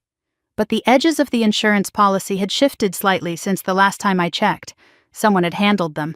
I removed everything and laid it on the desk. The original will, my father's notebook. The envelope labeled, "Open if trust is broken." They hadn't taken anything. They had searched. For evidence. My phone buzzed again, this time a voice message, distorted. You're costing people money. Click. I deleted it without replaying. War taught me something simple. Fear is a tool. I walked through the house one more time. Bedroom, closet, bathroom, kitchen. Every room held the faint imprint of intrusion, not chaos, measurement. Whoever had entered wasn't stealing valuables. They were calculating how much I knew. I paused in the hallway, staring at the family photos. One of Madison and me as children stood crooked. I straightened it carefully. Snow tapped softly against the windows. I moved to the front door and replaced the secondary lock with a reinforced deadbolt I'd picked up earlier that afternoon. Metal slid into place with a solid click. Secure. I walked back into the study and shut the curtains fully. Then I sat in my father's chair and let the silence settle. A memory surfaced. Night patrol in the desert. We had cleared a building after intelligence suggested insurgents were inside. Nothing, empty rooms. But something felt wrong. We found the hidden compartment 2 hours later. Patience reveals what panic misses. This wasn't random intimidation. This was an attempt to push me off course, to make me hesitate, to make me feel unsafe in my own home. They underestimated something. I don't abandon ground. My phone buzzed again. Larson. FBI is stepping in, he said. Interstate financial fraud and attempted homicide connected to organized betting. You'll have surveillance support. Good, I replied. Are you shaken? He asked. No. That wasn't entirely true, but I wasn't shaken in the way they wanted. I was focused. They're trying to intimidate you, he said. They're trying to see how close I am, I replied. There was a pause. That's exactly what this is, he said. After I hung up, I opened my laptop and documented everything. Timestamp, vehicle description, hospital incident, text messages, every detail. The more light I shone on it, the less power it held. Around midnight, the street outside grew quiet again. No engines, no headlights, just snow. I stood at the window one last time before heading to bed. The yard looked untouched, white, still. But I knew better. Footprints melt, logs erase, messages delete, but patterns remain. And whoever walked through my house that night wasn't stealing. They were measuring. Measuring how far I'd gone. Measuring how much I'd uncovered. Measuring how difficult it would be to stop me. I turned off the final lamp and let the house fall into darkness. If they thought fear would slow me down, they miscalculated. I've walked through real war zones. A shadow on my porch doesn't compare. They wanted me to stop digging. Instead, they confirmed I was exactly where I needed to be. The federal building in downtown Portland didn't look dramatic from the outside. Gray concrete. Narrow windows. A flag snapping in the winter wind. But inside, everything felt heavier. 2 agents met me in a small conference room with no windows and a single camera mounted in the corner. Special Agent Daniel Hayes, Special Agent Monica Ruiz, both calm, both watching everything. Ms. Thompson, Hayes began, sliding a legal pad across the table. We appreciate your cooperation. I want this finished, I replied. Ruiz opened a folder thick with printed documents. We've confirmed communication between your sister and Victor Russo dating back 18 months. Gambling debt? I asked. Yes. How much? Approximately $400,000 principal. Interest fluctuated. And she pledged my father's insurance policy as collateral, I said. Hayes nodded once. That appears accurate. I placed the screenshots Victor had given me on the table. Ruiz studied them carefully. These align with what we've pulled from her cloud backup, she said. She didn't wipe it? I asked. She tried, Hayes replied, but partial data remained. I leaned back slightly. What about the IP address from the forged will? I asked. We traced it to her Seattle apartment, Ruiz said. 2 separate logins into the attorney's server. And the security footage? I asked. Hayes tapped the folder. We enhanced it. It's her. No hesitation in his voice. Has she been questioned? I asked. Not yet, Ruiz said. We're building enough to prevent a simple denial strategy. I nodded. What about the pharmacy? I asked. Surveillance shows her near the counter when your prescription was processed, Hayes said. And we recovered partial fingerprints from the swapped bottle. Her prints? I asked. Mixed, Ruiz said, but hers are present. The air felt sharp and clinical. And Victor? I asked. He's cooperating, Hayes said. I almost laughed. Self-preservation, Ruiz added calmly. He confirmed the 3-layer plan? I asked. Yes, Hayes replied. Poison in the vodka, medication tampering, forged inheritance documents. And the timing? I asked. Funeral, Ruiz said. High emotional cover, reduced suspicion. I stared at the tabletop for a moment. She researched aconitine online, Hayes continued. Search terms include dosage thresholds and cardiac mimicry. How long? I asked. 2 months. 2 months, while texting condolences, while pretending to reconnect. She called the insurance company twice under the pretense of helping with paperwork, Ruiz added. I closed my eyes briefly. How soon are you moving? I asked. Hayes exchanged a look with Ruiz. Soon, he said, but we need one more piece. What? I asked. Recorded intent, Ruiz said. I opened my eyes. She's not stupid, I said. No, Hayes replied, but pressure changes behavior. They leaned forward slightly. We need you to meet with her, Ruiz said. The words didn't surprise me. You want me to wear a wire, I said. Hayes didn't blink. Yes. I exhaled slowly. And provoke her into admitting it. Encourage clarity, Ruiz corrected. I thought about Lily, about the hospital, about the SUV outside my house. What's the risk? I asked. She's under surveillance, Hayes said, but we can't guarantee she won't react unpredictably. She already has, I replied. Ruiz slid a small device across the table. Non-visible, audio only. I picked it up. It was lighter than I expected. Where? I asked. She suggested meeting tomorrow evening at your father's house, Hayes said. She called you? I asked. She contacted you through text, Ruiz corrected gently. We intercepted. I checked my phone. A message from Madison sat unopened. We need to talk, alone. I looked back up. She thinks she can control the narrative, Hayes said. She always has, I replied. Ruiz studied me carefully. Are you emotionally prepared? She asked. I buried my father, I said. I watched my fiancé seize on my kitchen floor. I'm past unprepared. Silence hung for a moment. Hayes nodded once. We'll position agents nearby, he said. But the goal is voluntary admission. I slid the device into my coat pocket. What if she doesn't confess? I asked. Ruiz met my gaze. She will. I left the building with a new weight in my pocket and a colder clarity in my chest. Snow drifted sideways across the parking lot. The city felt distant, muted. When I got back to the hospital, Ethan was sitting up slightly in bed. Where'd you go? He asked softly. Federal meeting, I replied. He raised an eyebrow weakly. That escalated. It needed to. I sat beside him. They know, I said. He watched my face. Know what? He asked. Everything. His hand found mine. She meant for you to drink it, he said quietly. Yes. And she meant for it to look natural. Yes. He closed his eyes briefly. You're going to meet her, aren't you?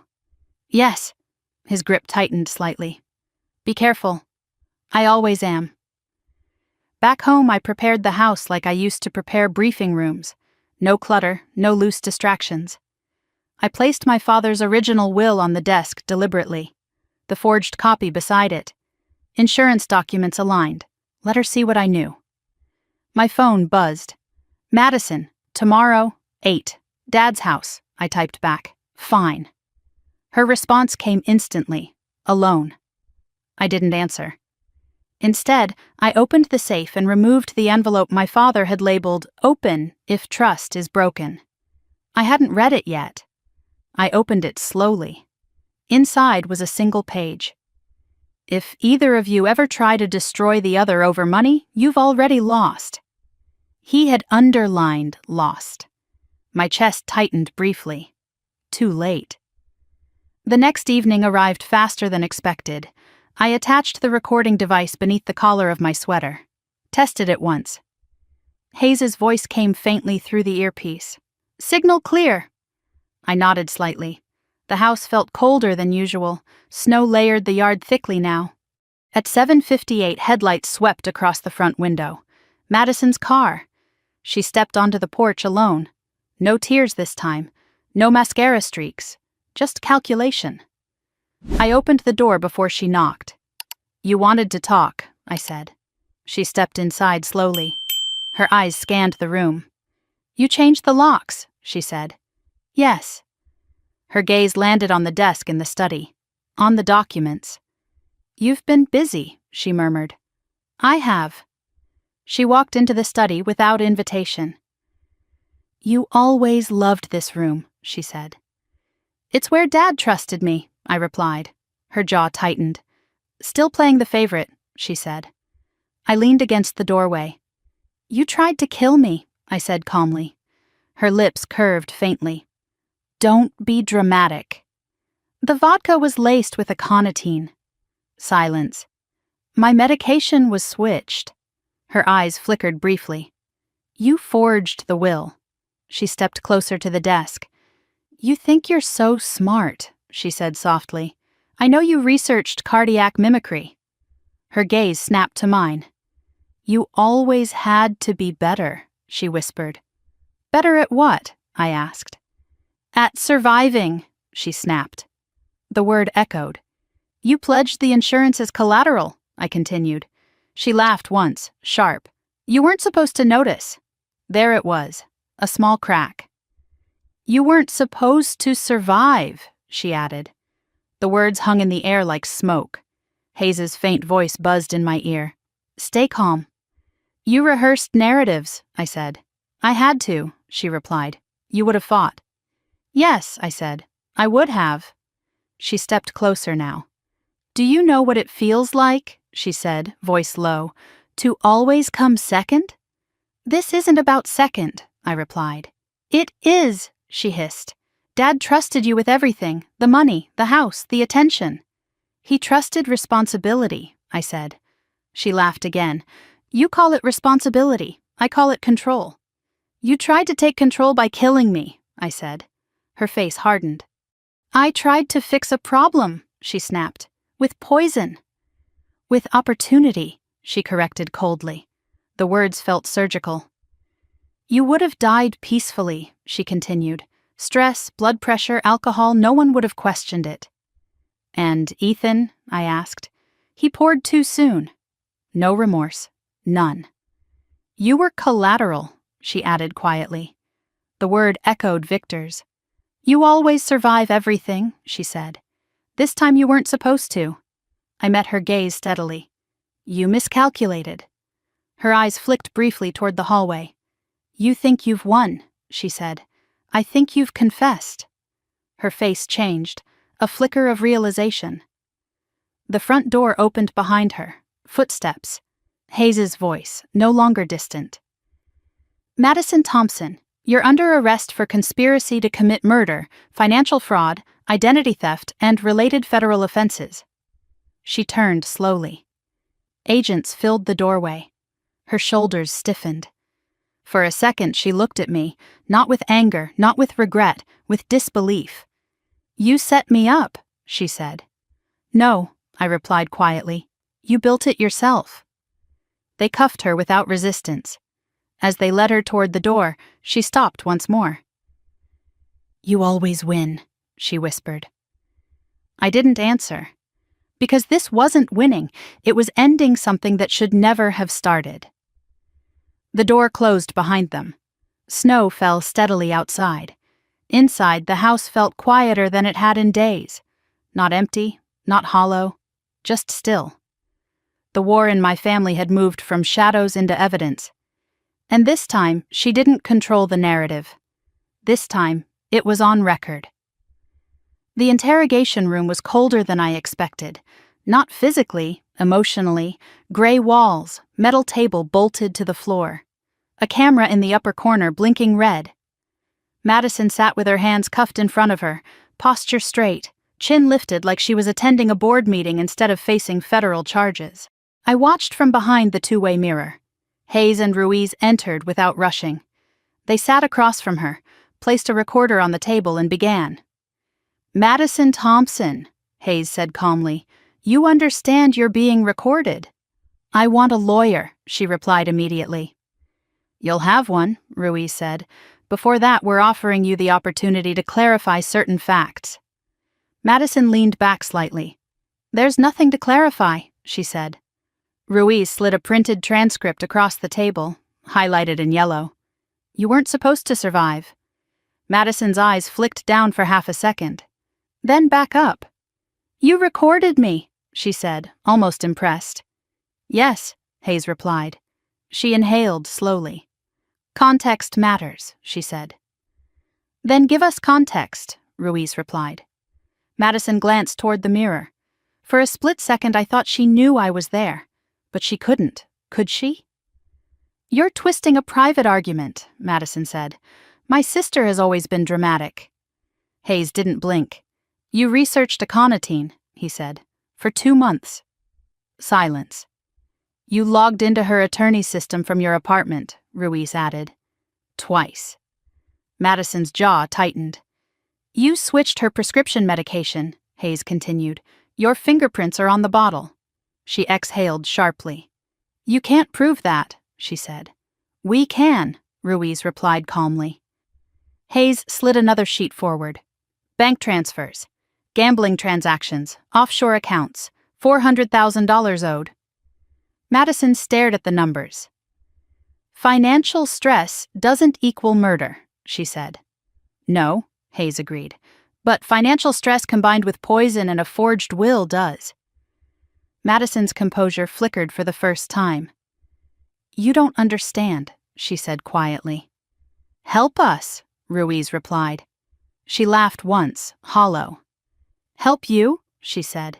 You think this is about you? Hayes leaned forward slightly. Tell us what it's about. She hesitated. For the first time, her hands trembled slightly against the metal cuff. She always had everything, Madison said. Your sister? Ruiz asked. Yes. She had discipline, Hayes said. She had responsibility. She had attention, Madison snapped. Dad worshipped her. I watched through the glass, my chest steady. He trusted her, she continued. He gave her control of the finances, the house, the paperwork. Because you left, Ruiz said quietly. I needed space, Madison shot back. You needed money, Hayes corrected. Silence. Madison looked at the table again. You don't know what it feels like, she said, to always be the second choice. This isn't about childhood, Hayes replied. It is, she insisted. It's always been. Ruiz folded her hands calmly. Did you put aconitine in the vodka? She asked directly. Madison looked up slowly. No. Did you switch her medication? Hayes asked. No. Did you alter the will? Ruiz asked. Silence. Her breathing changed slightly. I asked about probate timelines, she said carefully. That's not illegal. You impersonated your sister, Hayes said. I sent an email, she corrected. That's not murder. Hayes slid the enhanced security image across the table. Her figure, baseball cap, entering Whitaker's office at 2:23 in the morning. Madison's lips parted. That's not clear, she said. It's you, Ruiz said quietly. Silence again. Through the glass, I watched her posture shift, not collapse, recalculate. You don't have proof I poisoned anything, she said finally. Hayes leaned back slightly. Victor Russo does. That name landed harder than anything else. Her eyes flashed. He's lying, she said immediately. He's cooperating, Ruiz corrected. He's protecting himself, Madison shot back. Yes, Hayes agreed. And you're protecting yourself. Madison's jaw clenched. You don't get it, she whispered. Then explain, Ruiz said. Madison looked toward the mirror again.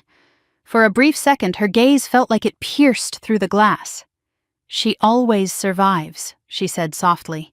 The words were barely audible. And this time? Hayes prompted. Madison's lips trembled. I just needed one thing to work, she said. There it was. Not a full confession, but not denial. You needed her to die, Ruiz said gently. Madison's eyes snapped up. No, she said quickly. I needed the pressure to stop. By eliminating her, Hayes replied. She shook her head rapidly. You're twisting it. Hayes slid Lily's statement summary onto the table.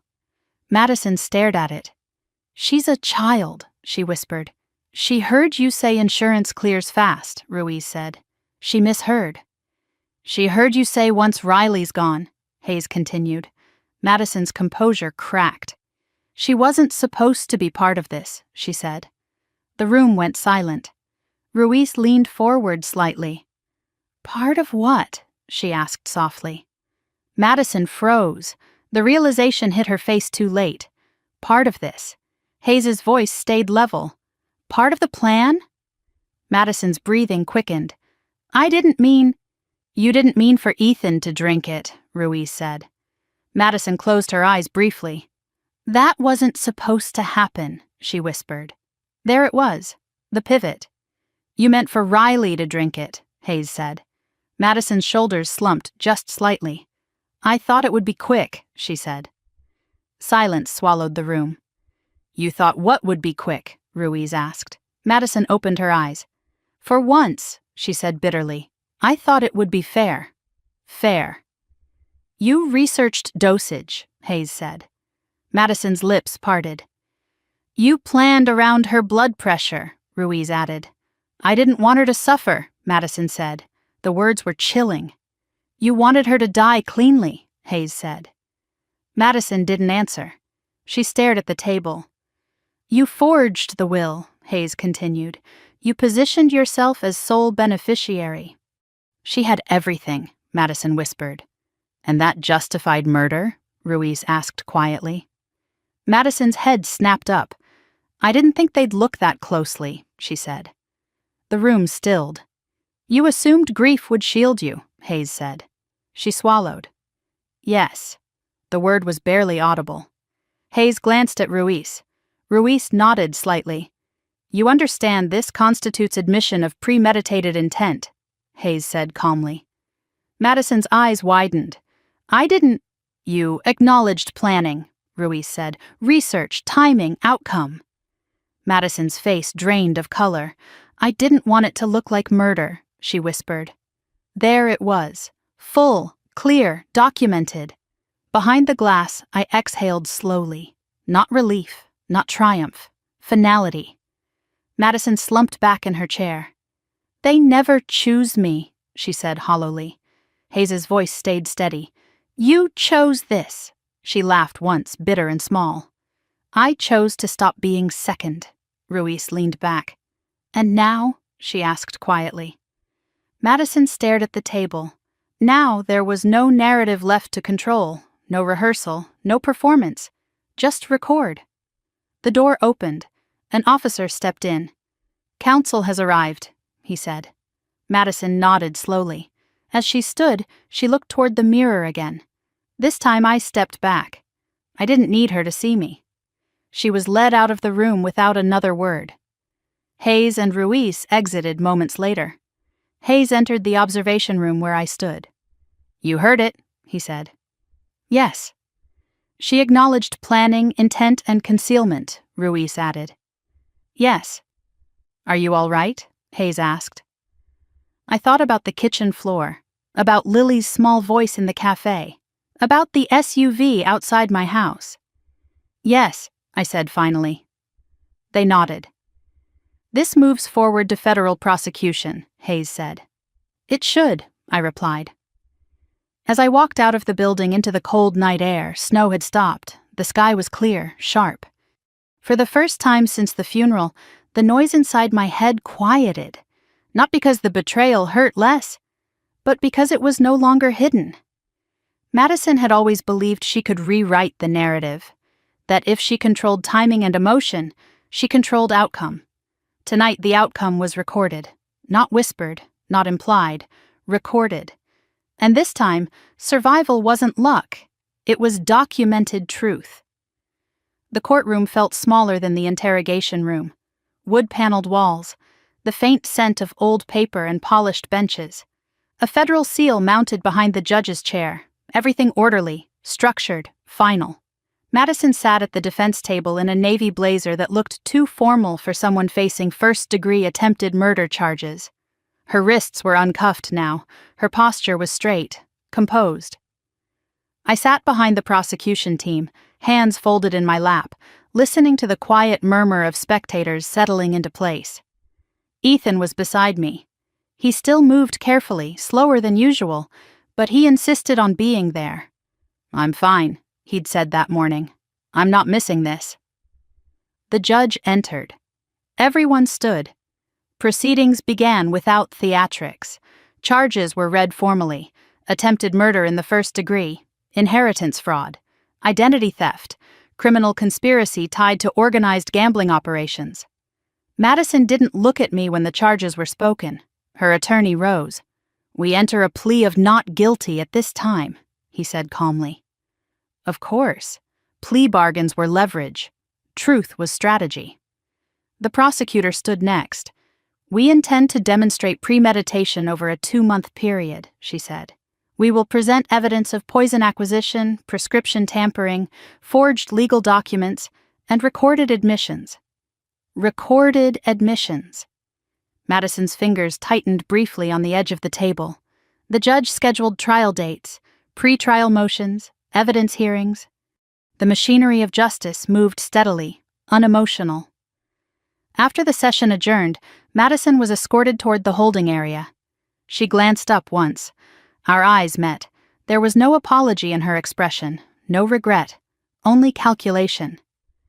"You didn't have to do this," she said quietly as officers paused beside her. I stepped closer, ignoring the warning look from one of the marshals. "You did," I replied. She shook her head faintly. "You could have walked away." "From what?" I asked. "From making this public. You made it public the moment you poisoned my kitchen." Her jaw tightened. "They won't understand," she said. "They already do." She was led away before she could respond. The hallway outside the courtroom buzzed with low conversation. Reporters lingered near the exit doors, microphones visible, cameras discreet but ready. "Ms. Thompson," one called gently as I stepped into the corridor, "do you have a statement?" I didn't slow down. "No." "Do you believe justice is being served?" another asked. I stopped for half a second. "I believe accountability matters," I said simply. Then I kept walking. Outside, the winter air was sharp and clean. Snow from the previous night clung to the edges of the courthouse steps. Ethan exhaled slowly beside me. "She didn't look scared," he said. "She's not," I replied. "Should she be?" "Not yet." He studied my face. "You're steady," he observed. "I've had practice." We drove back toward Eugene in silence. The highway stretched gray and open ahead of us.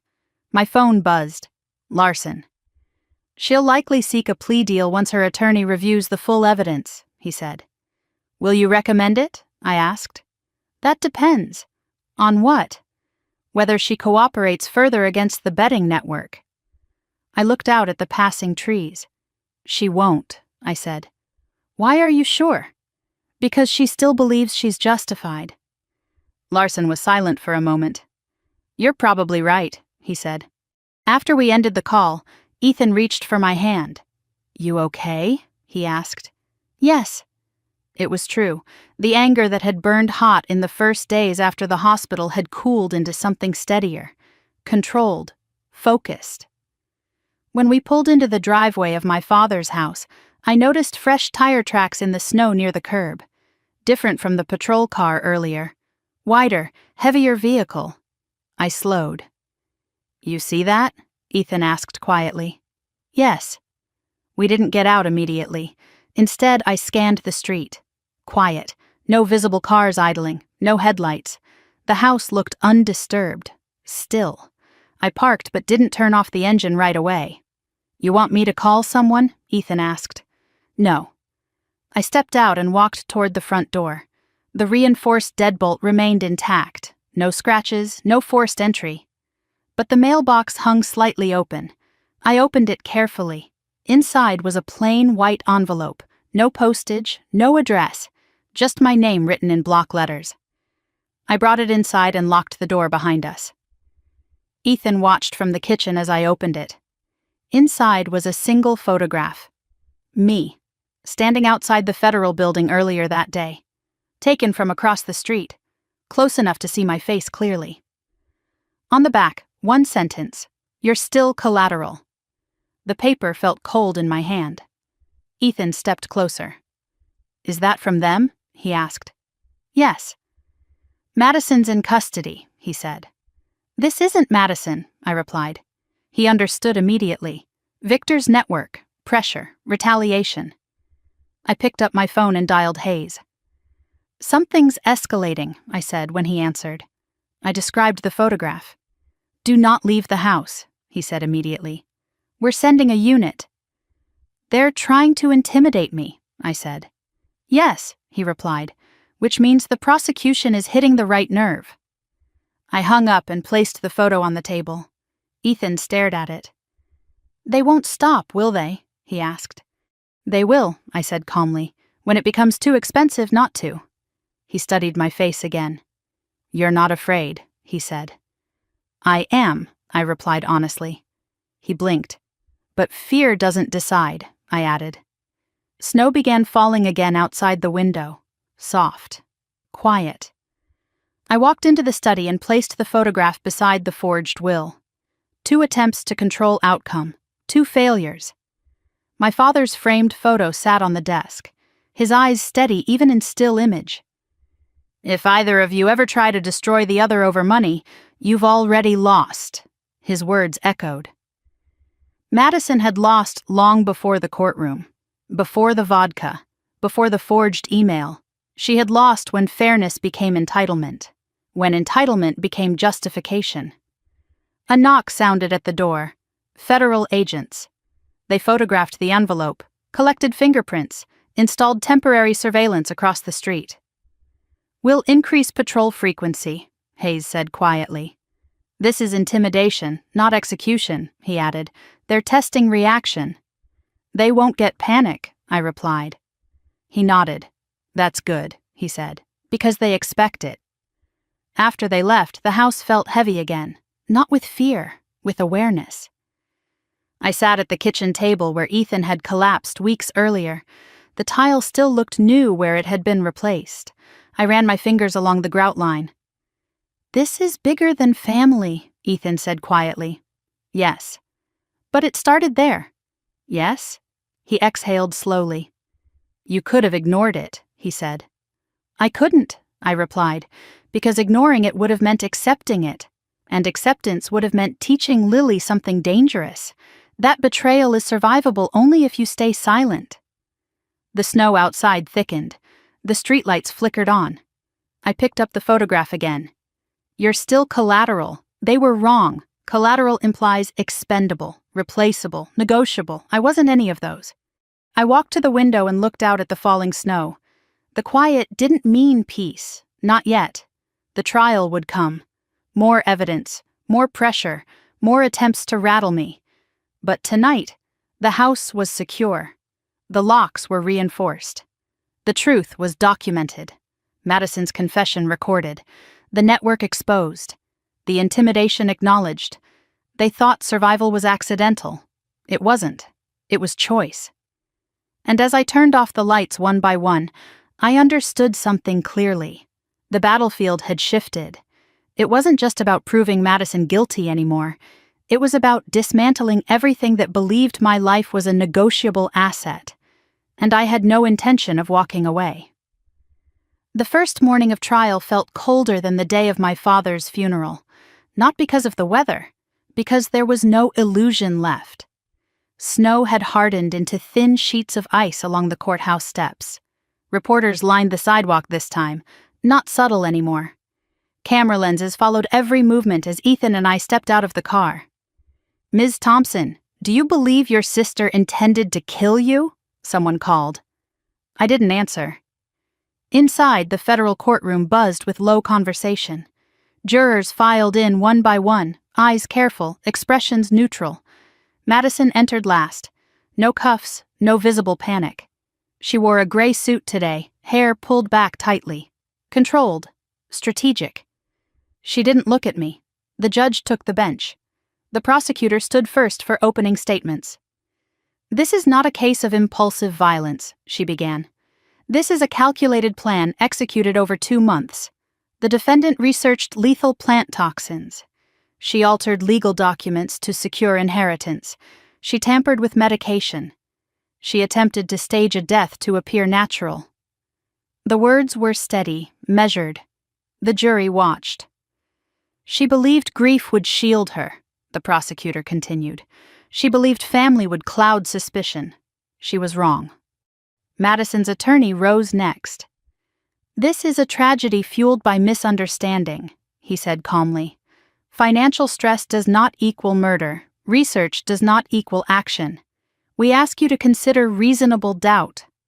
Reasonable doubt. I had lived in doubt for weeks. Now it had a courtroom. The prosecution called its first witness, Dr. Karen Holloway.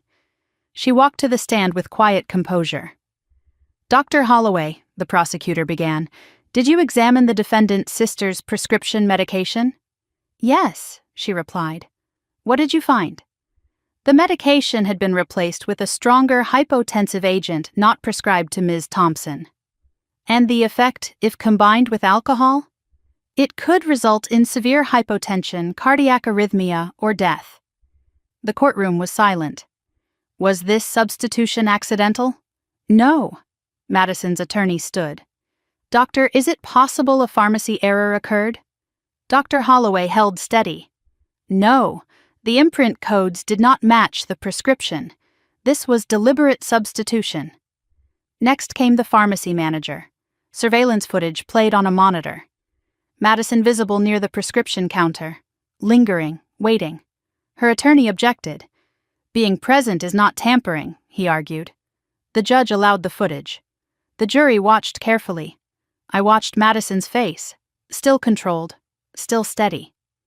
Victor Russo was called next. He walked into the courtroom in a dark suit that didn't hide the sharpness in his eyes. He took the oath without hesitation. "State your relationship to the defendant," the prosecutor asked. "I facilitated sports betting transactions," he replied. "Did the defendant owe money to your organization?" "Yes." "How much?" "Approximately $400,000. Murmurs rippled through the gallery. "Did she discuss her sister's inheritance?" "Yes." "Did she pledge a life insurance payout as collateral?" "Yes." Madison's attorney rose sharply. "This witness is a criminal seeking leniency." Victor didn't look rattled. "I am cooperating," he said calmly. "Did she describe a plan?" the prosecutor asked. "Yes." "What did it involve?" "Poisoning vodka, swapping medication, altering legal documents to ensure asset transfer." The courtroom held its breath. "Did she express intent for her sister to die?" the prosecutor asked. Victor didn't hesitate. "Yes." Madison's attorney stepped forward. "You expect this jury to believe you over a grieving sister?" he said sharply. Victor met his gaze. "I expect them to believe evidence." The prosecutor then played the audio recording from my father's study. Madison's voice filled the room. "You weren't supposed to survive." The words landed like a hammer. I kept my eyes forward. Madison's face remained composed, but her fingers curled tightly around the edge of the table. She always survives everything. This time she wasn't supposed to. Her voice echoed again. The jury shifted in their seats. The prosecution called Lily's father next. He described Madison's erratic behavior. Late-night phone calls, financial panic, statements about becoming rich before Christmas. The defense tried to frame it as stress, overwhelm, misinterpreted frustration. But the layers were too structured, too aligned. The prosecutor concluded the day with the enhanced security footage from Harold Whitaker's office. 2:23 in the morning. Madison entering the building, 8 minutes inside, the forged will displayed beside the original. The jurors leaned forward. The defense objected again. Speculation, circumstantial. The judge overruled. When court recessed for the day, I felt something shift, not relief, momentum. Madison was escorted out without speaking. Outside, the air felt sharper. Reporters waited again. "Ms. Thompson, do you feel vindicated?" "No," I said quietly. Vindication implied satisfaction. This was not that. Ethan walked beside me slowly. "You held steady," he said. "So did you," I replied. He squeezed my hand lightly. At home, the surveillance vehicle still sat discreetly across the street. Federal presence visible now. Less shadow, more deterrent. I stepped inside and closed the door behind us. The house felt quieter tonight, less invaded, more grounded. I walked into the study and sat in my father's chair. The trial wasn't over. More witnesses would come: forensics, digital analysts, financial experts. But the foundation was laid.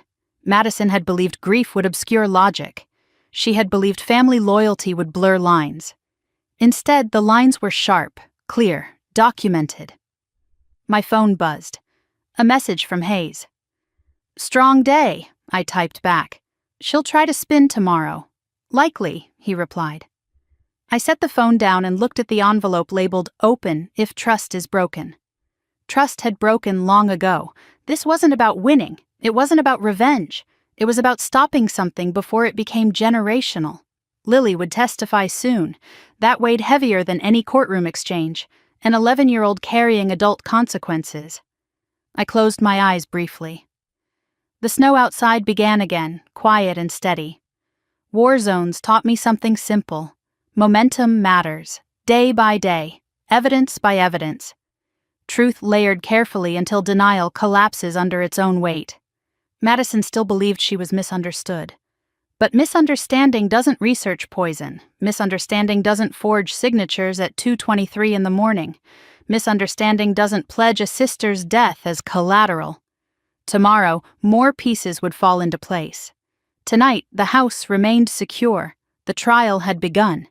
And for the first time since that glass shattered on my kitchen floor, the truth was no longer hidden in whispers.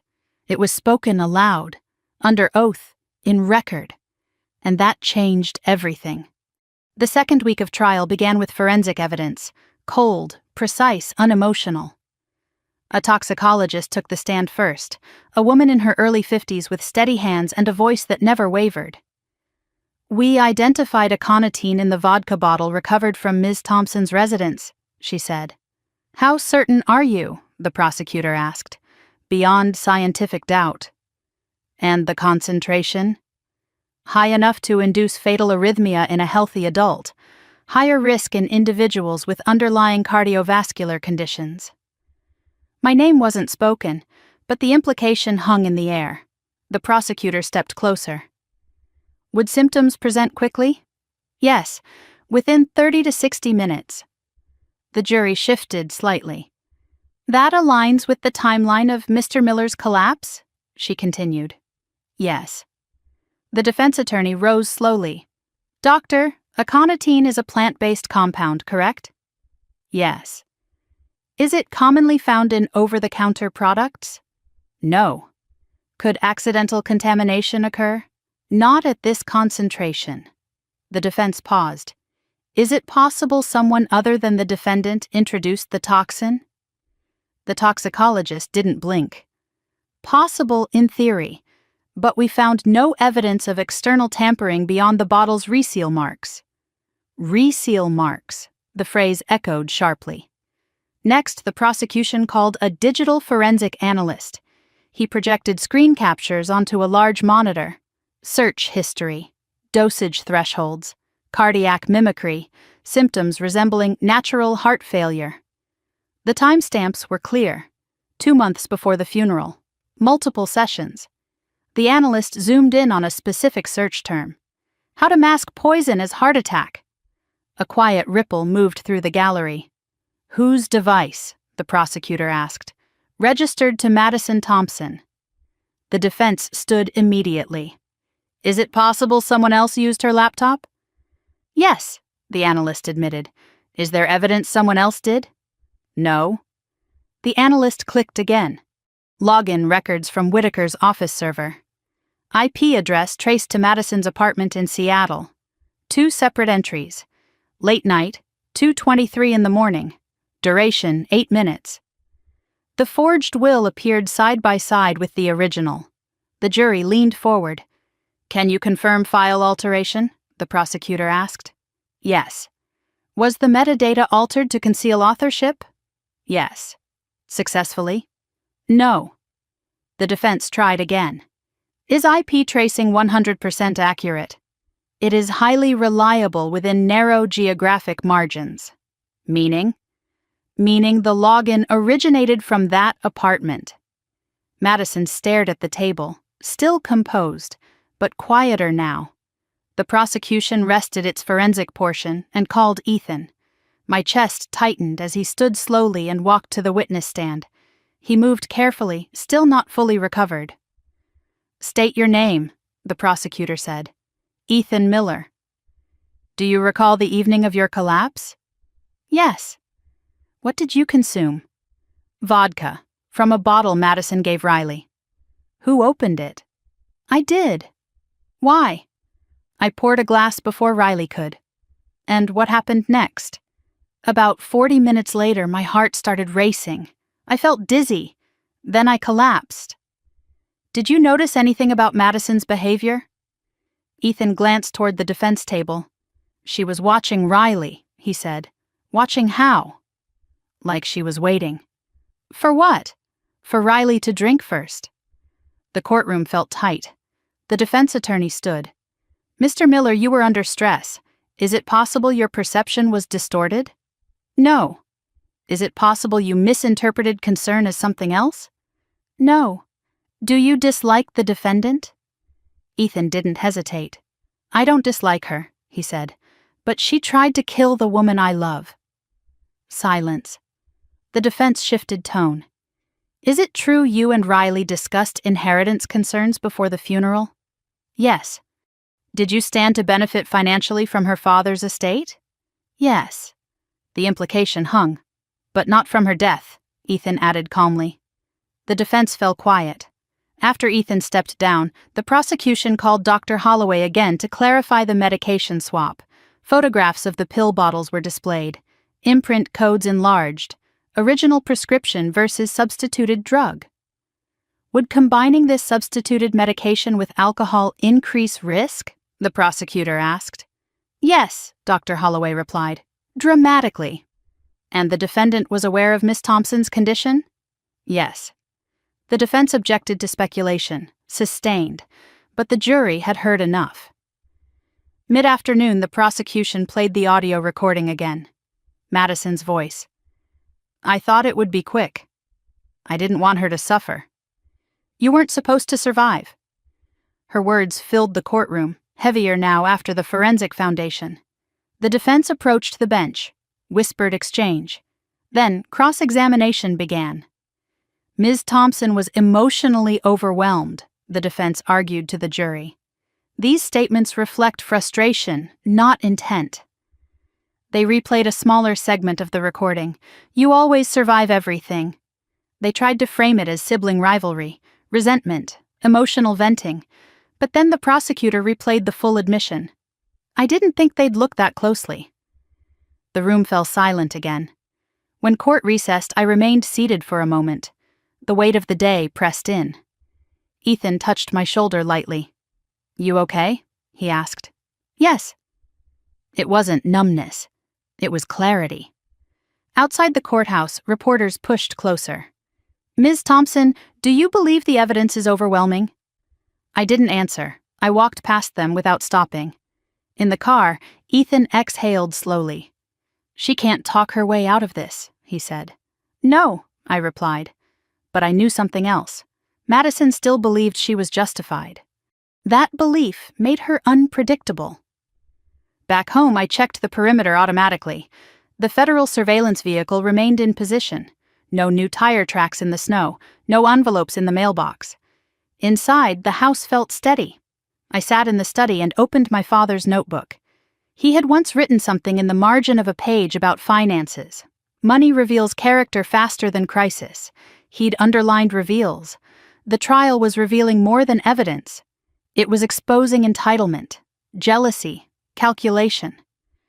I closed the notebook and leaned back in the chair. "Tomorrow," Lily would testify. The thought tightened something in my chest. An 11-year-old shouldn't have to define truth in a federal courtroom. But truth doesn't wait for age. My phone buzzed. A message from Hayes. "Defense strategy shifting toward diminished responsibility," I typed back. She knew exactly what she was doing. He replied, "That's what we're proving." I set the phone down. Snow continued falling outside, steady and quiet, layer upon layer. Like the evidence, layer upon layer. The first week of trial had built structure. The second week was sealing it. Madison had believed in timing, believed that grief would blur scrutiny, believed that family loyalty would override logic. But evidence doesn't grieve. It doesn't hesitate. It doesn't forget. As I turned off the lights and prepared for bed, I understood something clearly. The trial wasn't just about proving poison. It was about dismantling the narrative she built around fairness. Fairness doesn't involve aconitine. Fairness doesn't involve forged wills. Fairness doesn't involve rehearsed cover stories whispered to a child. Tomorrow would be harder, because tomorrow wouldn't involve lab reports. It would involve Lily. And children don't rehearse as well as adults. They tell the truth, even when it hurts. Lily wore a pale blue sweater 2 sizes too big for her. Her feet barely touched the floor when she sat in the witness chair. The judge had allowed her to testify from a smaller side room connected by closed-circuit video to reduce stress. A child advocate sat beside her, hands folded calmly in her lap. On the monitor in the courtroom, Lily's face appeared magnified and fragile at the same time. Madison stared at the screen without blinking. The prosecutor's voice softened. "Lily, can you tell us how old you are?" 11, she replied quietly. "And do you understand the difference between telling the truth and telling a lie?" "Yes." "What happens when someone lies?" "They get in trouble," she said simply. The prosecutor nodded gently. "Did you ever hear your mom talk about your Aunt Riley?" Lily's fingers twisted the hem of her sweater. "Yes." "What did she say?" Silence stretched for a second. "She said insurance clears fast," Lily said. The courtroom went still. "Did she say anything else?" the prosecutor asked. "She said once Aunt Riley's gone, probate clears faster." The word probate sounded strange coming from an 11-year-old. "Did she say that more than once?" the prosecutor asked. "Yes." "Who was she talking to?" "A man named Vic." Madison's attorney rose. "Objection, hearsay." The judge considered briefly. "Overruled for the purpose of establishing state of mind." The prosecutor continued. "Did your mom ever talk about the vodka?" Lily swallowed. "She said it would work." "What would work?" "The plan." The air felt tight in my lungs. "What plan?" the prosecutor asked gently. Lily hesitated. "She said if Aunt Riley died, everything would belong to us," she whispered. Madison's attorney stood again. "Objection." The judge allowed the answer. "Did your mom tell you to say anything if someone asked about the vodka?" the prosecutor asked. "Yes." "What did she tell you?" "She said to say I didn't see anything." The room was silent, except for the faint hum of the ventilation system. "Did you see anything?" the prosecutor asked. "Yes." "What did you see?" "I saw her holding the bottle in the kitchen before she gave it to Aunt Riley." Madison's jaw tightened. "Did she open it?" the prosecutor asked. "I don't know," Lily replied, "but she had it out of the bag." The prosecutor nodded. "Did your mom ever talk about Aunt Riley's medicine?" Lily nodded slowly. "She said alcohol would make it worse." The prosecutor paused. "Did she say what would happen?" "She said it would look natural." The words landed harder than anything else that morning. The defense attorney approached the podium slowly. "Lily," he began softly, "do you love your mom?" "Yes." "Very much?" "Yes." "Do you want her to get in trouble?" Lily's eyes filled slightly. "No." "Is it possible you misunderstood what she was saying?" he asked gently. Lily shook her head. "She practiced what to say," Lily said quietly. "Practiced?" he repeated. "Yes. She said if police asked, I should say we didn't see Aunt Riley much." The defense paused. "You've been talking to Aunt Riley a lot lately, haven't you?" he asked carefully. "Yes." "And she's upset with your mom?" "Yes." "Could it be that you're trying to protect your aunt?" Lily's small hands clenched. "I'm telling the truth," she said. The defense softened his tone. "Do you remember the exact words your mom used?" "Yes." What were they? Lily took a breath. She said she always survives everything. This time she won't. The courtroom felt like it exhaled all at once. The defense attorney stepped back. No further questions. On the monitor, Lily looked smaller somehow. The prosecutor thanked her gently. The screen went dark. Madison didn't move. Her face remained expressionless. But her eyes were different now, not disbelief, exposure. After Lily's testimony, the prosecution called a forensic accountant. Charts filled the screen. Gambling transactions, interest accumulation, payment deadlines. Was there urgency? The prosecutor asked. Yes, the accountant replied. Significant financial pressure. Did that pressure increase in the month before the funeral? Yes. The defense tried to frame it as desperation, emotional strain. But desperation paired with poison becomes intent. When court recessed, I remained seated for a moment longer than usual. Ethan squeezed my hand. She was brave, he said quietly. Yes. Outside, the sky had cleared. The air felt thinner. Reporters asked fewer questions today. They had their headline. Child testifies against mother in poisoning trial. I hated that sentence. Back home, I sat in the study and stared at the snow-covered yard. Lily's voice echoed in my head. She said it would look natural. She practiced what to say. She always survives everything. This time she won't. Children don't fabricate legal language. They repeat what they hear. My phone buzzed. Hayes. That was powerful, I typed back. She shouldn't have had to do it. He replied, but she did. I set the phone down. The house felt heavier tonight. Not from fear, from consequence. Madison had involved her child in rehearsed deception. That fact hurt more than the poison. I walked into the kitchen and ran my fingers along the counter. The tile had been replaced where Ethan collapsed, a visible seam in the flooring. Scars remain even after repair. Later that evening, I received a notification. The defense was filing a motion to suppress Lily's testimony, claiming coaching, manipulation. Predictable, I wasn't surprised. Madison would attempt to protect herself even if it meant discrediting her own daughter. Snow began falling again, quiet and steady, layer upon layer, like truth, layer upon layer. Tomorrow, the prosecution would play the full recording again. Frame it beside the forensic data, seal it tight. Madison had believed children were liabilities. Instead, Lily became clarity. As I turned off the lights and headed upstairs, I paused at the hallway photo of Madison and me as kids. We were standing in snow, arms linked, smiling. No resentment visible, no entitlement. Just two sisters surviving loss together. I touched the edge of the frame lightly. Somewhere along the way, survival became competition. Competition became resentment. Resentment became calculation. Calculation became poison. And now it was evidence. Lily had told the truth, not because she wanted to hurt her mother, but because she understood something instinctively. Truth stops damage. Silence lets it grow.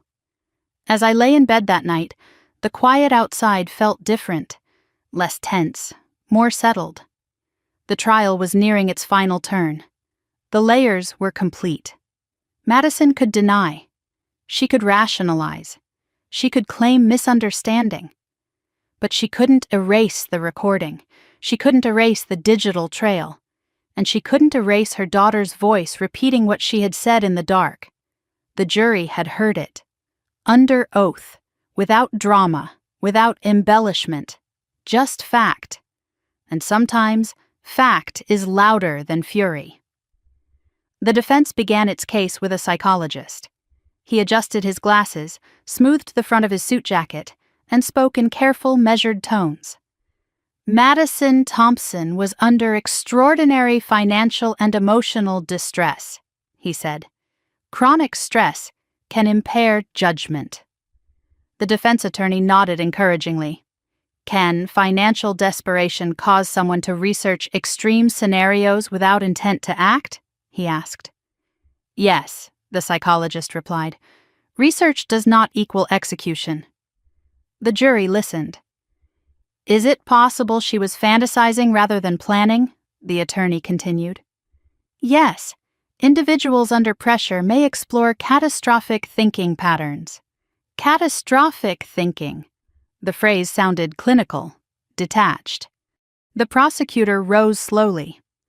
Doctor, are you aware that aconitine was physically present in a vodka bottle at the defendant's sister's home? Yes. Are you aware that the defendant's fingerprints were found on the substituted medication bottle? Yes. Are you aware of the recorded statement in which the defendant said, "You weren't supposed to survive"? The psychologist hesitated slightly. Yes. Is catastrophic thinking typically followed by poison acquisition and legal forgery? Silence. Not typically, he admitted. The prosecution stepped back. The defense shifted strategies. They called a character witness, an old friend of Madison's from Seattle. She's impulsive, the friend said, but she's not violent. The prosecutor approached. Were you aware of her gambling debt? No. Were you aware she pledged her sister's life insurance as collateral? The friend's expression faltered. No. No further questions. Next, Madison's attorney did something I hadn't expected. He called Madison herself. A ripple moved through the courtroom. She walked to the stand without hesitation, swore the oath, sat straight, calm, controlled. Madison, her attorney began gently, did you intend to kill your sister? No, her voice was clear. Did you put poison in that bottle? No. Did you switch her medication? No. Did you forge the will? I sent an email, she replied. But I believed I had authority. The prosecutor stood for cross-examination. Authority to remove yourself as equal beneficiary? She asked. My father trusted me too, Madison said evenly. Did he? The prosecutor asked. Yes. Then why did you send the email at 2:23 in the morning? Silence. I couldn't sleep, Madison replied. And you couldn't wait for business hours? I was anxious. Anxious enough to impersonate your sister? Madison's jaw tightened. I thought it was temporary. Temporary removal of her inheritance? Yes. Why? Because she had everything, Madison snapped before catching herself. The courtroom stilled. Everything? The prosecutor repeated. Yes. She had responsibility, the prosecutor said. She had control, Madison shot back. The prosecutor approached the stand. Did you research aconitine? I research many things, Madison replied. Did you search how to mask poison as heart attack? Madison hesitated. I don't recall. The prosecutor displayed the search history, time-stamped, her user profile visible. Is that your device? She asked. Yes. Is that your account? Yes. And this search was made by you? Madison's composure flickered. I don't remember the context. The prosecutor didn't blink. Did you tell Victor Russo you had a 3-layer plan? No. The prosecutor played Victor's testimony excerpt. She proposed poison, medication swap, altered will. Madison's eyes narrowed. He's lying. The prosecutor pressed further. Did you tell your daughter insurance clears fast? I was discussing paperwork. Did you say once Riley's gone? I meant emotionally gone, Madison said quickly. A faint sound rippled through the gallery. Emotionally gone? The prosecutor repeated. Yes. You also said she always survives everything. This time she won't. What did you mean by that? Madison's hands clenched. I was angry. Angry enough to stage a death? No. Angry enough to pledge her life insurance as collateral? Silence. I didn't think she'd actually die, Madison said quietly. The words hung in the air. You didn't think she'd actually die? The prosecutor repeated. I thought it would scare her, Madison said. With poison? The prosecutor asked. I didn't know the dosage would be that strong. You researched dosage thresholds, the prosecutor replied. Madison's voice rose slightly. I was under pressure. From gambling debts? the prosecutor asked. Yes. $400,000? Yes. And you believed your sister's death would resolve that pressure? Silence. I believed the insurance would, Madison said finally. The courtroom went silent. The prosecutor stepped back. No further questions. Madison remained on the stand for a moment longer before stepping down. Her attorney tried to regain ground in redirect. Did you love your sister? He asked. Yes, Madison said immediately. Did you want her dead? No. But you admit you believed the insurance payout would resolve your debt? He asked carefully. Yes. And you admit you altered the will to secure that payout? Yes. And you admit you researched poison? Yes. The defense faltered. The redirect didn't recover what had already been exposed. When Madison stepped back to the defense table, she finally glanced at me. Not with disbelief this time, with something closer to resentment, as if this outcome was my fault. Court adjourned early that afternoon. Closing arguments were scheduled for the following day. Outside, the snow had stopped. The sky looked almost clear. Ethan walked beside me slowly. She tried to soften it, he said quietly. She tried to reshape it, I replied. But truth resists reshaping once it's recorded. At home, I stood in the kitchen for a long time. The counter looked ordinary again. No evidence bags, no technicians, just wood grain and quiet air. I thought about Madison's words. I didn't think she'd actually die. As if death were a variable, as if poison were a negotiation tool. My phone buzzed. Hayes. She admitted knowledge and intent indirectly. Jury saw it, I typed back. She still believes she's justified. He responded. That's not a defense. I set the phone down and walked into the study. The original will remain on the desk, untouched, unaltered, my father's signature steady across the bottom. I ran my fingers lightly over the ink. He had trusted both of us once. That was the part that hurt most, not the money, not the property, the trust. As night settled in, I sat by the window watching snow melt slowly under the streetlights. Tomorrow would bring closing arguments, summaries, final framing, but the core had already been exposed. Madison had admitted altering the will, admitted believing insurance would resolve her debt, admitted researching poison. She hadn't cried, she hadn't apologized, she had rationalized, and rationalization is thinner than denial. Because once you justify, you admit. As I turned off the lights and headed upstairs, I understood something clearly. The jury didn't need drama, they didn't need revenge, they needed alignment, and the alignment was complete. Poison, medication swap, forged will, insurance pledge, recorded admission, child testimony, layered, structured, intentional. Tomorrow would not be about proving what happened, it would be about deciding consequence. And for the first time since the funeral, I felt something close to stillness. Not peace, not yet, but inevitability. The courtroom felt heavier on the day of closing arguments. Not louder, heavier.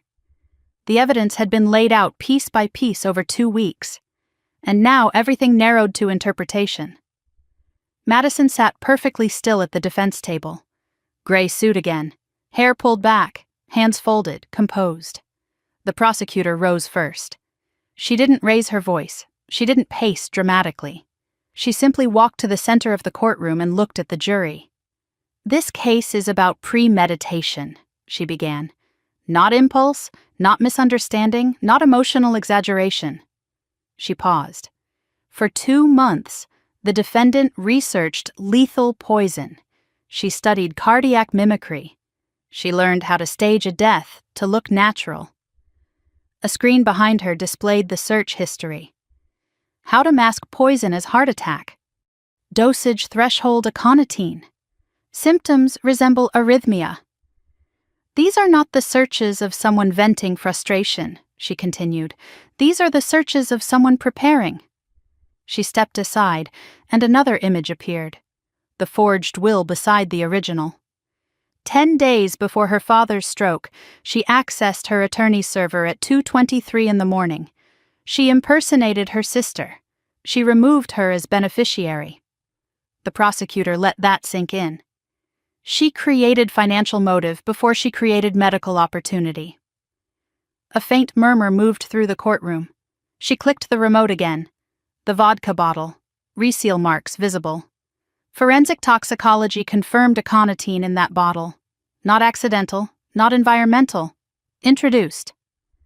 Then the medication photos appeared, imprint codes, swapped tablets. She replaced her sister's prescribed medication with a stronger hypotensive agent. She faced the jury directly. She layered her plan. Her voice remained steady.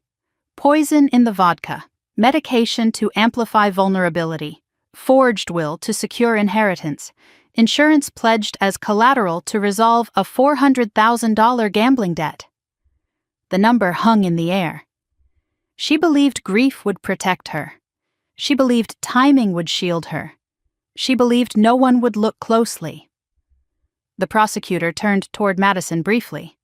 She miscalculated. Then she played the recording one final time. Madison's voice filled the courtroom. You weren't supposed to survive. I didn't want her to suffer. I didn't think they'd look that closely. The room felt airtight. Intent, the prosecutor said quietly. Knowledge, planning, admission. She stepped back. This is not a tragedy of misunderstanding. This is attempted murder with calculated concealment. She returned to her seat. The defense attorney stood slowly. He adjusted his tie. He looked at the jury with a softer expression. This case is about desperation, he began, about financial ruin, about sibling rivalry amplified by grief. He gestured toward Madison. She made mistakes. She altered documents. She researched extreme topics online. But research is not action. He walked toward the jury box. She did not physically administer poison. There is no direct eyewitness testimony of her opening that bottle. He paused. She admitted financial stress. She admitted poor judgment. But she denied intent to kill. He softened his tone further. She said she didn't think her sister would actually die. A few jurors shifted slightly. That is not premeditated murder, he said. That is catastrophic thinking under pressure. He looked back at Madison. She loved her sister. She panicked. She made reckless decisions. But reckless is not the same as murderous. He returned to his table. The judge gave instructions to the jury. Burden of proof, reasonable doubt, elements of attempted murder. The jury filed out to deliberate. The courtroom emptied slowly. Madison remained seated, staring straight ahead. Her attorney leaned in and whispered something. She nodded once. I stood and walked toward the exit. As I passed her table, she finally spoke. You look confident, she said quietly. I look finished, I replied. She tilted her head slightly. You could still tell them you forgive me, she said. I stopped. This isn't about forgiveness, I said. It could be, she insisted. You tried to kill me, I said calmly. She inhaled slowly.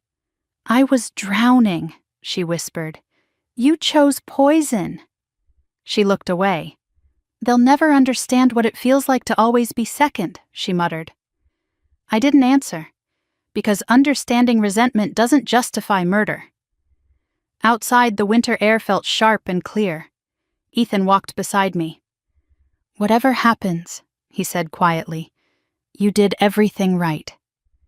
I didn't want this, I replied. I know. We drove home in silence. Snow had begun falling again, thin and steady. At the house, I walked straight into the study. The envelope labeled, "Open if trust is broken," sat on the desk. I opened it again. If either of you ever try to destroy the other over money, you've already lost. Lost. The word felt different now. Madison believed this trial determined winning and losing. But she had lost long before the courtroom. She had lost when she rehearsed lies to her daughter. She had lost when she researched poison in the dark. She had lost when she measured my life against her debt and decided it was negotiable. My phone buzzed. Hayes. Jury requested playback of recording. I typed back. That's decisive. Likely, he replied. The evening stretched long. Ethan rested on the couch while I stood by the window watching snow accumulate on the porch. My mind didn't race. It moved slowly, steadily, layer by layer, evidence, admission, intent. No single piece stood alone. Together they formed structure. Around 9:30, my phone rang again. Hayes. They've reached a verdict, he said. My pulse didn't spike. When? I asked. Tomorrow morning. I ended the call and stood still for a moment. Ethan looked up. It's done? He asked. Tomorrow. He nodded. I walked into the kitchen and ran my hand along the counter where the vodka had once stood. The tile seam still visible. A scar. Scars don't disappear. They integrate. That night I slept for the first time without waking to phantom sounds. No imagined footsteps. No imagined engines idling outside. Just snow tapping softly against the window. Morning arrived gray and quiet. The courthouse steps were cleared but slick. Reporters were already positioned. This time fewer questions, more anticipation. Inside, the courtroom filled quickly. The jury entered, faces unreadable. The foreperson stood when asked. Has the jury reached a verdict? Yes. The word hung heavy. My hands rested calmly in my lap. Madison sat rigidly. The judge nodded. Please read the verdict. The foreperson unfolded the paper slowly. In the matter of the United States versus Madison Thompson on the charge of attempted murder in the first degree. The pause stretched. I didn't look at Madison. I looked straight ahead and waited. In the matter of the United States versus Madison Thompson on the charge of attempted murder in the first degree, we find the defendant guilty. The word didn't echo. It landed. Heavy. Final. Madison didn't flinch immediately. Her face remained still, almost detached, as if the verdict applied to someone else. The foreperson continued. On the charge of inheritance fraud. Guilty. A faint breath escaped someone in the gallery. On the charge of identity theft. Guilty. The air felt tight. On the charge of criminal conspiracy. Guilty. Each word stacked on the last, layer upon layer, like the evidence had. The judge asked, Is this the unanimous verdict of the jury? Yes, the foreperson replied. Madison's composure cracked then, not dramatically, not theatrically, but in the smallest visible way. Her shoulders dipped half an inch, her fingers tightened around the edge of the defense table. No tears, no outburst, just a quiet collapse of control. I remained seated, still. Ethan's hand found mine and squeezed once. The judge thanked the jury for their service and scheduled sentencing for the following month. Court adjourned. Madison stood slowly as marshals approached. She looked at me for the first time since the verdict was spoken. You think this makes you safe? She asked quietly. I met her gaze. I think this makes the truth permanent, I replied. She shook her head faintly. You always survive everything, she whispered again. And you always choose the wrong battlefield, I said. She was led away without further resistance. Outside the courthouse, reporters surged forward. Ms. Thompson, do you feel justice has been served? Justice? Such a clean word for something so messy. I feel accountability has been delivered, I said calmly. And your sister? She made her choices. I didn't say more, because nothing else mattered. The sky above Portland was clear that afternoon. The snow had stopped. The air felt thin and cold. Ethan exhaled slowly beside me. It's over, he said. No, I replied quietly. It's concluded. There's a difference. Back home, the house felt different. Not lighter, not brighter. Different. The study didn't feel like a war room anymore. The kitchen didn't feel like a crime scene. They felt like rooms again. I stood in the doorway of my father's bedroom for a moment. The bed still neatly made, his sweater folded over the chair. Loss had been the beginning of this chain, not the motive. The catalyst. My phone buzzed. Hayes. Sentencing likely between 25 and 30 years given federal guidelines, I typed back. Understood, he added. She may address the court before sentencing. I set the phone down. I didn't know whether I wanted to hear that. The next weeks passed in a quiet rhythm. Physical therapy appointments for Ethan, paperwork finalization with Whitaker, insurance corrections, the forged will officially nullified, the original reinstated, the house legally secured. Federal agents continued investigating the betting network. Victor testified further in sealed proceedings. His cooperation earned him reduction. Madison refused any plea agreement. She insisted on appealing. She insisted she had been misunderstood. Lily visited once with her father. We baked cookies in the kitchen. She didn't ask about court. She didn't ask about prison. She asked if snow always falls this quietly here. Yes, I told her. She watched flakes gather on the porch railing. I don't want to be angry like Mom, she said softly. You don't have to be, I replied. The day of sentencing arrived under a gray sky. I chose not to attend in person. Ethan asked me twice if I was sure. I'm sure, I said. I didn't need to see her hear the number. I already knew the outcome. Hayes called mid-morning. 28 years, he said. I closed my eyes briefly. Federal custody. Any statement? I asked. Yes, I waited. She said she never meant for Ethan to get hurt, Hayes continued, and that she only wanted what was fair. Fair, the word again. Did she apologize? I asked. No. I nodded slowly, though he couldn't see it. Thank you, I said. When I ended the call, the house felt still, not triumphant, not relieved. Still. Ethan stood in the doorway. It's done, he said softly. Yes. I walked into the study and sat in my father's chair. The envelope labeled "Open if trust is broken" lay open on the desk. If either of you ever try to destroy the other over money, you've already lost. Madison had lost. But not to me, to herself, to entitlement, to resentment left unattended too long. Snow began falling again outside. First of the season's heavier storm. The yard turned white within minutes. I stood and walked to the window. The world looked untouched, clean. But I knew better. Snow covers. It doesn't erase. The war hadn't ended the day of the verdict. It ended the day I refused to stay silent. I thought back to the kitchen floor, to the shattered glass, to Ethan's pulse racing under my fingers, to Madison standing in the doorway asking if I had drunk any. She had built 3 layers of protection, poison, medication, forgery. She had calculated my vulnerability. She had misjudged my resilience. I turned away from the window and walked through the house slowly. Room by room, kitchen, living room, study, bedroom, each space carried memory, but none carried fear anymore. My phone buzzed once more. A news alert. Sister sentenced in elaborate funeral poisoning plot.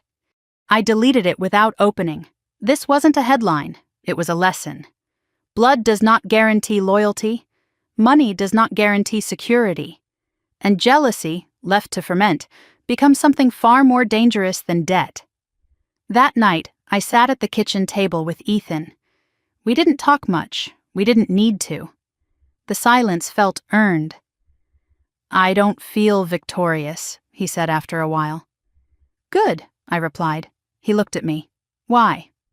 Because this was never about winning. He nodded slowly. Outside, the snow continued falling, thick, steady, quiet. For the first time since the funeral, I slept without dreaming of sirens, without hearing the crack of glass, without replaying her voice. The next morning, the yard was completely white. No footprints, no tire tracks, just open space. I stepped onto the porch and let the cold air fill my lungs.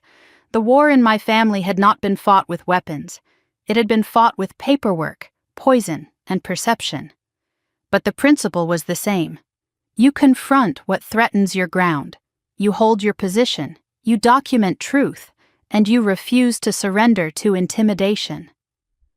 Madison had believed survival was luck. She had believed she could engineer fate. She had believed fairness meant equal outcome. She was wrong. Survival is choice. Peace is choice. And ending a cycle is choice. I closed the door behind me and walked back into the house. The battlefield was no longer outside. It wasn't in a courtroom. It wasn't in a hospital hallway.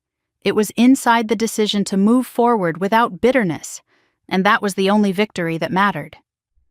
The snow didn't melt for 3 days. It stayed heavy on the roofline and along the fence, muting the world outside my father's house. Sentencing was over. The verdict was final. But closure is quieter than people think. It doesn't arrive with applause. It arrives in stillness. Ethan moved more easily now, his steps steadier across the kitchen tile that had once been slick with spilled vodka. Physical therapy had done its work. The tremor in his hands was gone. The arrhythmia had stabilized. "You keep checking the locks," he said one morning, watching me secure the back door again. "I know," I replied. "You don't have to anymore." I nodded, but habit lingers longer than threat. Federal agents had reduced their visible presence. The unmarked SUV across the street disappeared 2 days after sentencing. Hayes called once to confirm the betting network had been dismantled in multiple states. "Victor provided names we didn't expect," he said. "It's expanding." "Good," I replied. The intimidation had stopped. No more envelopes in the mailbox. No more blurred photos left at my door. Pressure disperses when accountability locks in. I sat in the study later that afternoon with my father's notebook open in front of me. He had always written in clean, narrow print. Short sentences, no wasted words. One page caught my attention again. Resentment compounds faster than interest. He had drawn a small line beneath it. I thought about Madison's face the day of sentencing.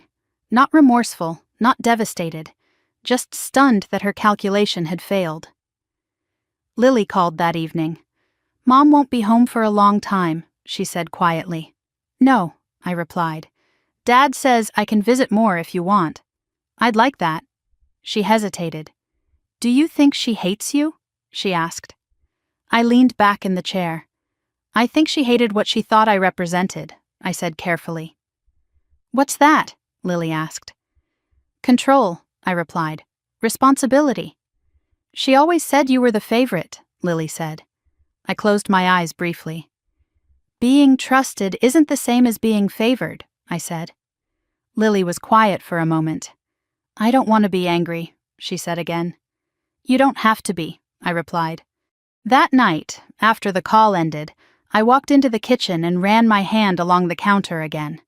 The tile seam had faded into the pattern, still visible if you knew where to look. Scars don't disappear. They integrate. Ethan came up behind me and wrapped his arms around my waist. "You're somewhere else," he said softly. "Just thinking," I replied. "About her?" "Yes." "Regret?" he asked. I considered the word carefully. "No," I said. "Anger?" "Less than before." He rested his chin lightly against my shoulder. "Then what?" "Understanding." He was quiet. "She didn't start with poison," I said slowly. "She started with comparison." "And that turned into entitlement," he said. "Yes." "And entitlement turned into justification." "Yes." He exhaled softly. "Money amplifies what's already there," he said. I nodded. Outside, the snow shifted slightly in the wind. The world didn't feel fragile anymore. It felt recalibrated. A week later, I visited the cemetery alone. My father's headstone was dusted with frost. I brushed it away gently with my glove. "I handled it," I said quietly, though no one was there to hear. Handled it. That phrase used to mean control. Now it meant clarity. Madison had believed I always survived everything. She had been right. But survival isn't luck. It's attention. It's pattern recognition. It's refusing to ignore the moment something feels wrong. I stood there longer than I intended. Not grieving the verdict, grieving the sister I once had. There is a difference between accountability and satisfaction. I felt the first, not the second. When I returned home, the house felt warm. Ethan was in the living room assembling a bookshelf he'd ordered. "You're rebuilding," I said lightly. He smiled faintly. "Feels appropriate." We worked in silence for a while. The sound of screws tightening into wood felt grounding, constructive. Later that evening, Hayes called again. "She filed an appeal," he said. "I expected that." "It won't change the conviction," he added. "I know." There was a pause. "You've been steady through all of this," he said. "Steady isn't the same as untouched," I replied. He understood. After the call, I walked to the window. The snow had begun to thin along the edges of the yard, patches of dark earth breaking through. Truth does that. It melts what was covering something else. A week later, Lily visited again. We baked cookies and burned the first batch because she insisted on turning the oven too high. She laughed, really laughed. The sound filled the kitchen in a way nothing else had. "Mom always said you don't need anyone," she said at one point. I paused. "That's not true," I replied. "Then why did she think you'd be fine without her?" I considered that carefully. "Because she believed independence meant isolation," I said. "Does it?" Lily asked. "No." She nodded slowly. As she left that evening with her father, she hugged me tightly. "I'm glad you didn't die," she whispered. I held her a second longer than usual. "So am I." After they drove away, I stood in the driveway watching the taillights fade. The air felt lighter now, not because the damage had disappeared, because it had been named. Accountability does that. It gives shape to harm, and once harm has shape, it can be contained. That night, Ethan and I sat by the fireplace. He looked at me thoughtfully. "Do you miss her?" he asked. I didn't answer immediately. "I miss who she was," I said finally, "not who she became." "No." He nodded. "Jealousy is quiet," he said, "until it isn't." Yes. Madison's resentment had fermented in silence. It hadn't exploded.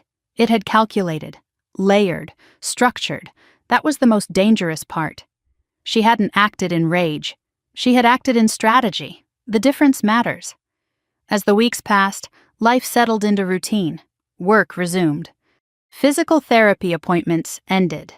The betting network case moved forward in federal court, separate from Madison's. Victor would likely serve less time. Deals are currency in that world. I didn't dwell on it. My part was done. One evening, as I locked the back door, I realized something small but significant. I wasn't checking it twice anymore. I wasn't scanning the street before turning off the lights. I wasn't replaying the night Ethan collapsed. The body learned safety slowly. Mine had begun. I walked into the study and sat in my father's chair one last time before closing the notebook and placing it back in the safe. Resentment compounds faster than interest. He had known. Maybe not the specifics, but the principle.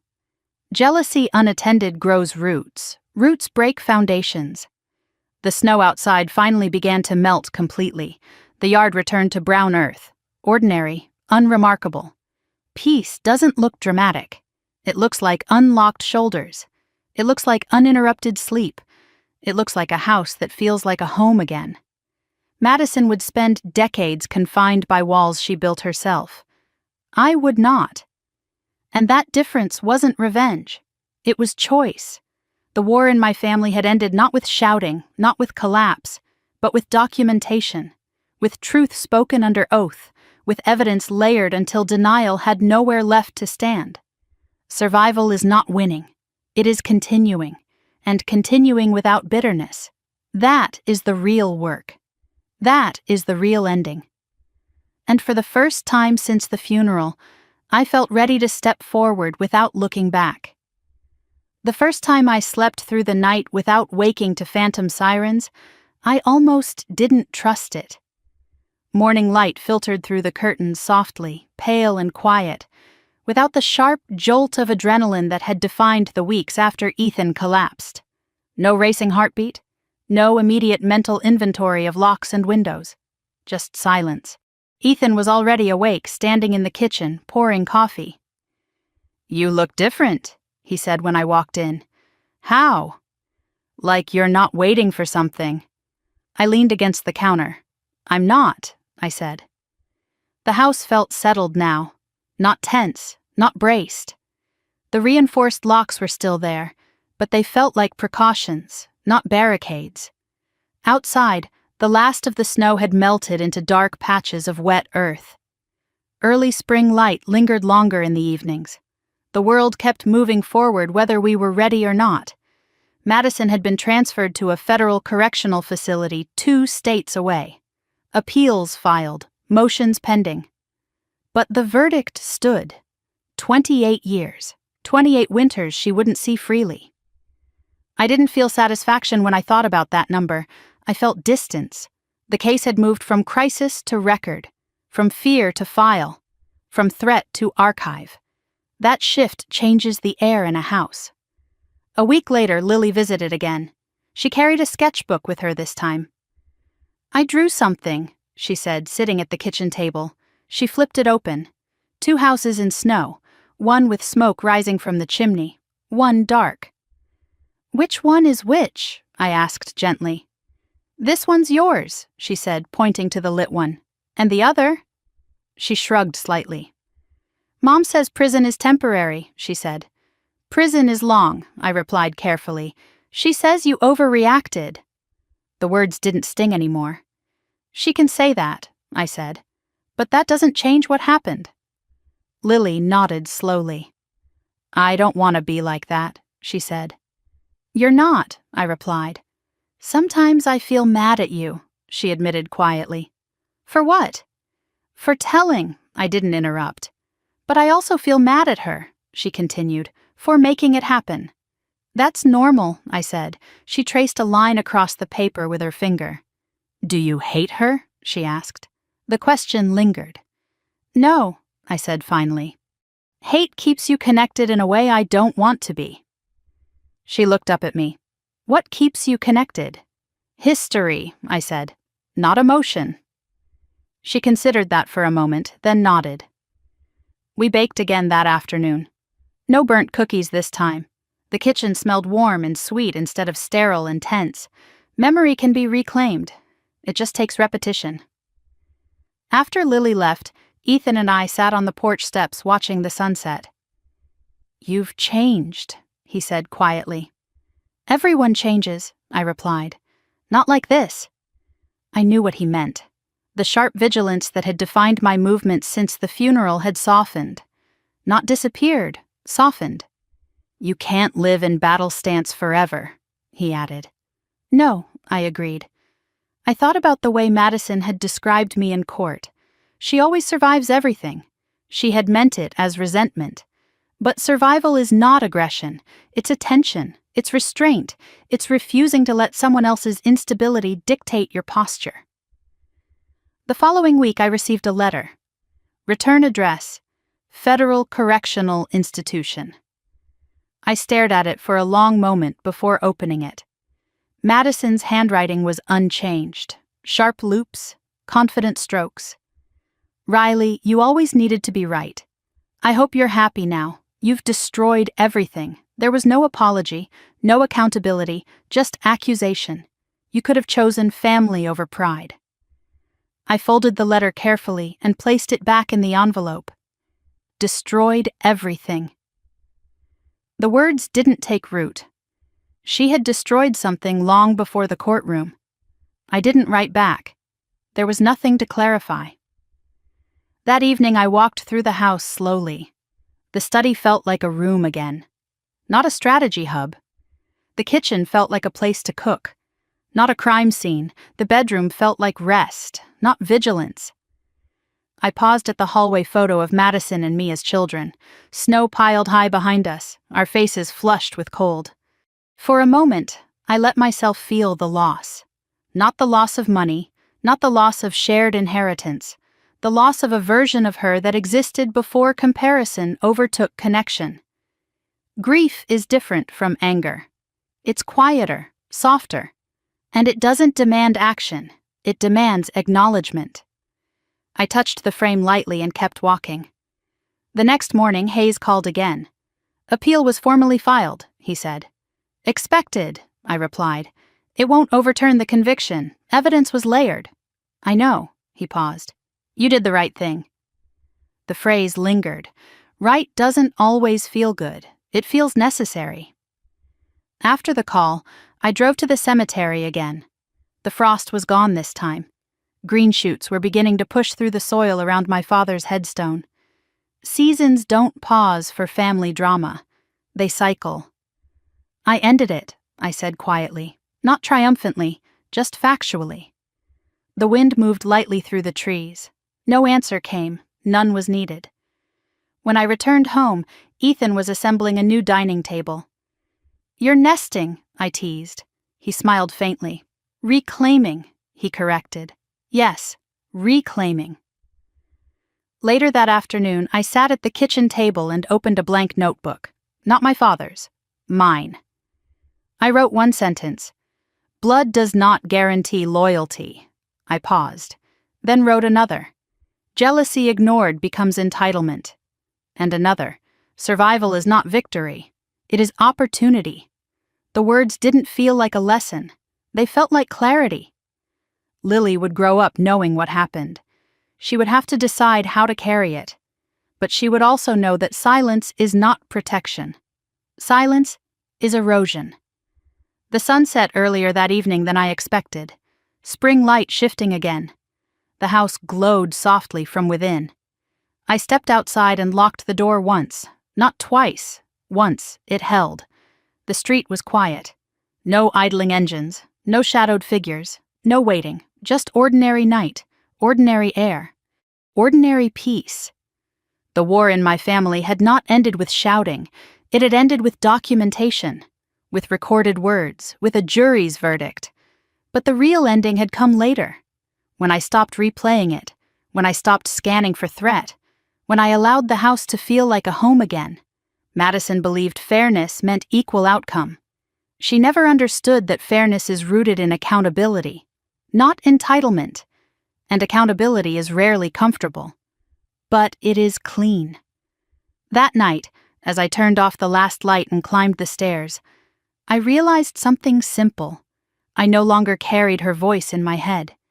The echo had faded, the snow had melted, the battlefield had closed.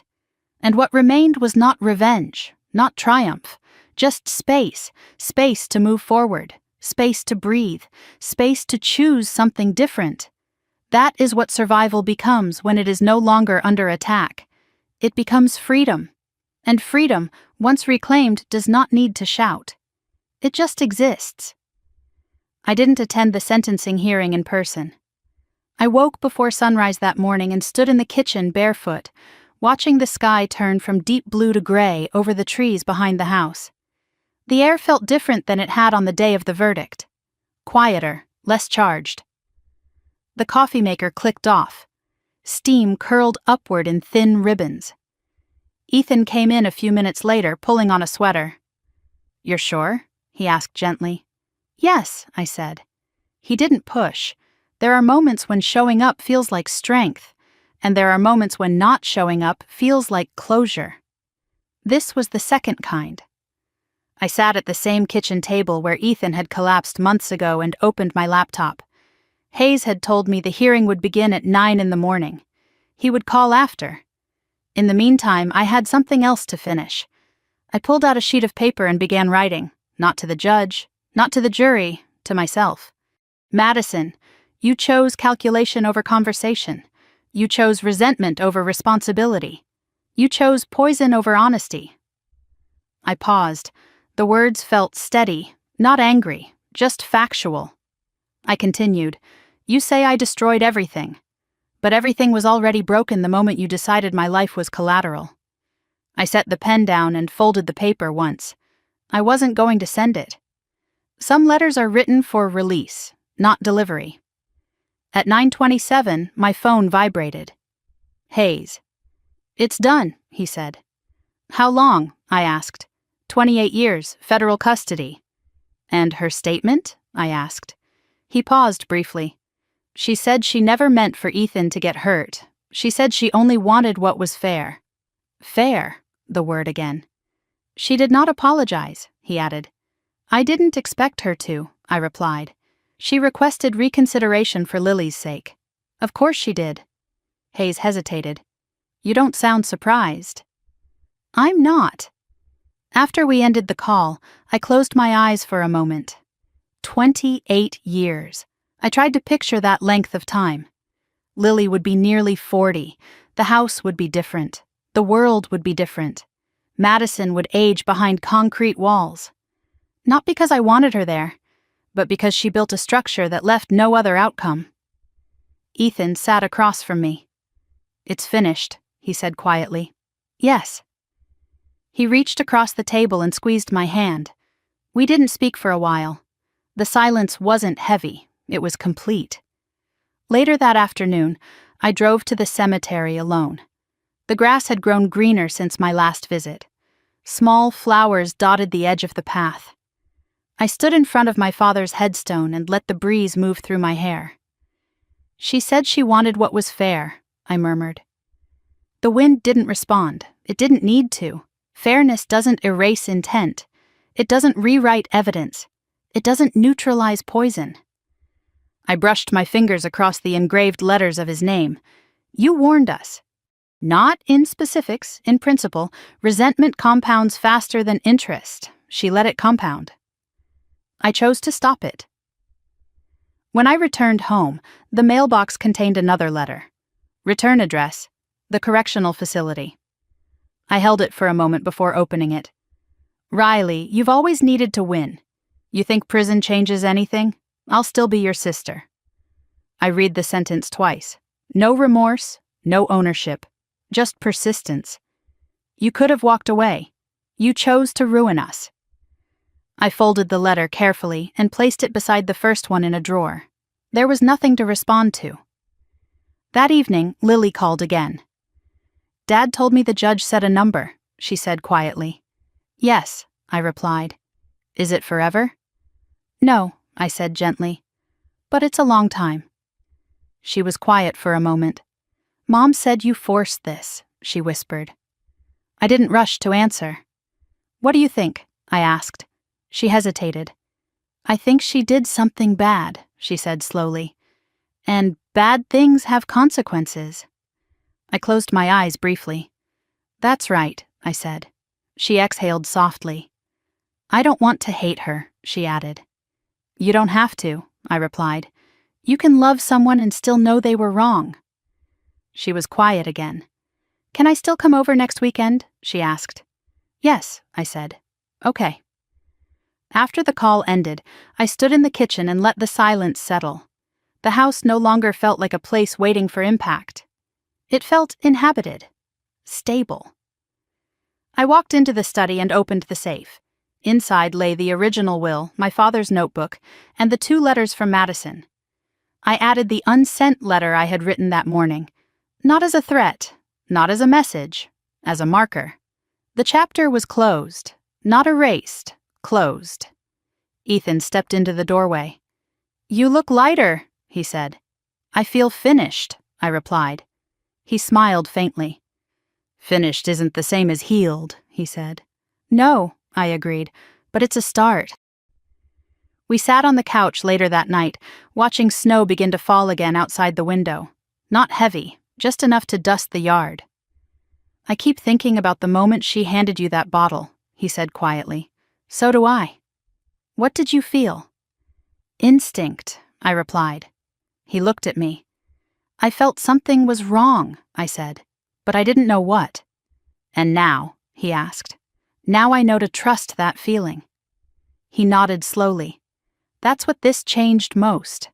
Not my faith in systems, not my belief in law, my faith in instinct. The subtle shift in air, the slight overemphasis on whether I had drunk from the bottle, the way she watched, those moments matter. I turned off the television and sat in the dim light for a while. The snow outside settled quietly on the porch railing. Peace isn't loud. It's subtle. It's not fireworks or celebration.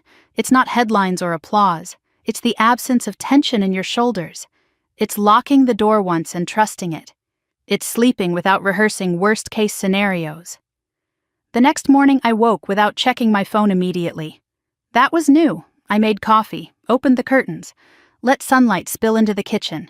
Madison would spend decades replaying her choices. I would not.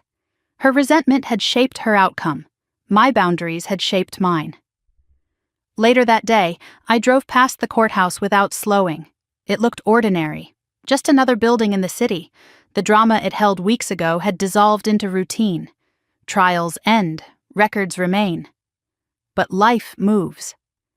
As I turned onto the road back home, I understood something clearly. Survival is not victory. It is the opportunity to stop a cycle, and cycles only stop when someone refuses to play their part. Madison played hers. I refused mine, and that refusal changed everything. The war in my family did not end with shouting. It ended with documentation, with testimony, with a verdict spoken clearly into record. But my peace began somewhere else. It began the moment I chose not to respond to her last letter, not to argue, not to defend, not to reopen the wound. Silence in that moment wasn't avoidance. It was boundary, and boundaries are stronger than revenge. That night, as I locked the door and turned off the lights, I didn't look over my shoulder. I didn't replay the hospital. I didn't replay the courtroom. I simply walked upstairs and slept. For the first time in months, without dreaming of poison. The first warm day of spring arrived without announcement.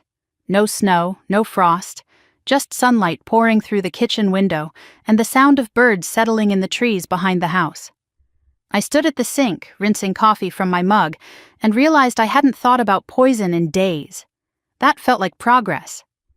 Ethan stepped out onto the porch with a box of old paperwork we had finally decided to shred. Bank statements, insurance copies, court transcripts. "Ready?" he asked. "Yes." We fed the papers through the shredder one stack at a time. The machine hummed steadily, reducing months of fear into thin, harmless strips. There's something symbolic about watching documents disappear. Not denial, completion. When the box was empty, Ethan leaned back in the porch chair and exhaled. "It's strange," he said, "how loud everything felt, and now it's quiet." "Loud doesn't last," I replied, "but consequences do." He nodded slowly. The house behind us didn't feel like evidence anymore. It felt like inheritance in the truest sense. Not money, not insurance, not property, responsibility. My father had trusted me with more than a will. He trusted me to protect what mattered. I thought about Madison sitting in a cell somewhere far from Oregon, concrete walls, narrow windows, structured days. I no longer imagined her pacing or plotting. I imagined routine, reality, time doing what it always does, moving forward without asking permission. Lily arrived that afternoon with a backpack and a tentative smile. "I brought my sketchbook," she said. "Show me," I replied. We sat at the kitchen table where months ago the world had tilted sideways. She flipped through pages of mountains and trees and houses with smoke rising from chimneys. "You draw a lot of windows," I observed. "I like light," she said simply. I smiled. "That's good." She looked up at me carefully. "Dad says you're not angry anymore." I considered that. "I'm not living in anger," I said. "That's different," she nodded. "Mom writes me," she added quietly. "I know. She says you don't understand her." I didn't rush to answer. "Understanding someone doesn't mean excusing them," I said finally. Lily absorbed that slowly. "Will she ever come back?" she asked. "Yes," I said. "But by then you'll be grown." She looked down at her drawing. "I don't want to be bitter," she whispered. "You won't be," I said. "Bitterness grows when you feed it. You don't have to." We baked cookies again, laughter rising easily this time. The kitchen felt like a place for warmth instead of tension. Later, after Lily left, I walked into the study one last time. The safe door stood open. Inside lay my father's notebook and the original will. I picked up the notebook and read the line I had memorized months ago. Resentment compounds faster than interest. He had written it like a financial truth. It turned out to be a life truth. Madison's resentment had compounded quietly for years. Mine had stopped the moment I chose not to carry it forward. That's the difference. Ethan leaned against the doorframe. "You're saying goodbye to the battlefield," he said. "Yes." He stepped closer. "You didn't win," he added gently. "No," I agreed. "I survived." "And you stopped it," he said. "Yes." Stopping something destructive is quieter than winning. It doesn't come with applause, it comes with space. Space to breathe, space to sleep, space to choose differently. That night, as the sun dipped behind the trees, I sat on the porch alone. The air smelled like damp earth and new growth.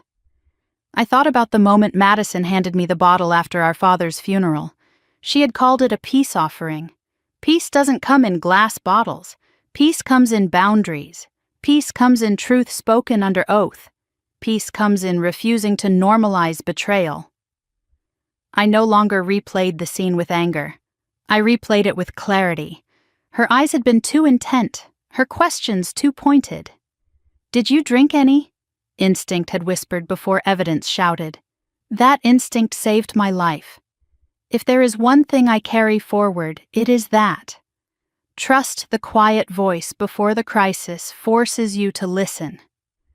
I don't hate my sister. Hate would tether me to her. I don't feel victorious. Victory implies someone had to lose. This was never about scorekeeping. It was about ending a cycle of jealousy that had been building since childhood. Money amplified it, but it didn't create it. What created it was comparison left unchallenged. If you've ever felt like the responsible one, if you've ever carried the weight while someone else blamed you for standing upright, if you've ever been told you were lucky simply because you endured, you understand this story. Survival is not arrogance, boundaries are not cruelty, and accountability is not revenge. It is protection, protection of your life, your peace, your future. Madison believed fairness meant equal distribution regardless of behavior. She never understood that fairness includes consequence. Blood does not guarantee loyalty. Family does not guarantee safety. And sometimes the battlefield isn't a desert overseas. Sometimes it's a kitchen after a funeral. The war ends the moment you refuse to participate in destruction. I stood from the porch and locked the door once. Not twice. Once. The house felt warm behind me. Stable. Alive. I turned off the lights and walked upstairs. As I lay in bed, I didn't see a courtroom. I didn't hear a verdict. I didn't hear glass shattering. I heard quiet. And that quiet felt earned. If this story stayed with you, if it reminded you of a moment when you had to choose boundaries over blood, I'd like to hear it. Leave a comment. Tell me where you drew your line. And if you're still standing after something that tried to break you, stay here. Subscribe. Because sometimes surviving isn't the end of the story. It's the beginning of choosing differently. And that choice, every single time, is what keeps us free.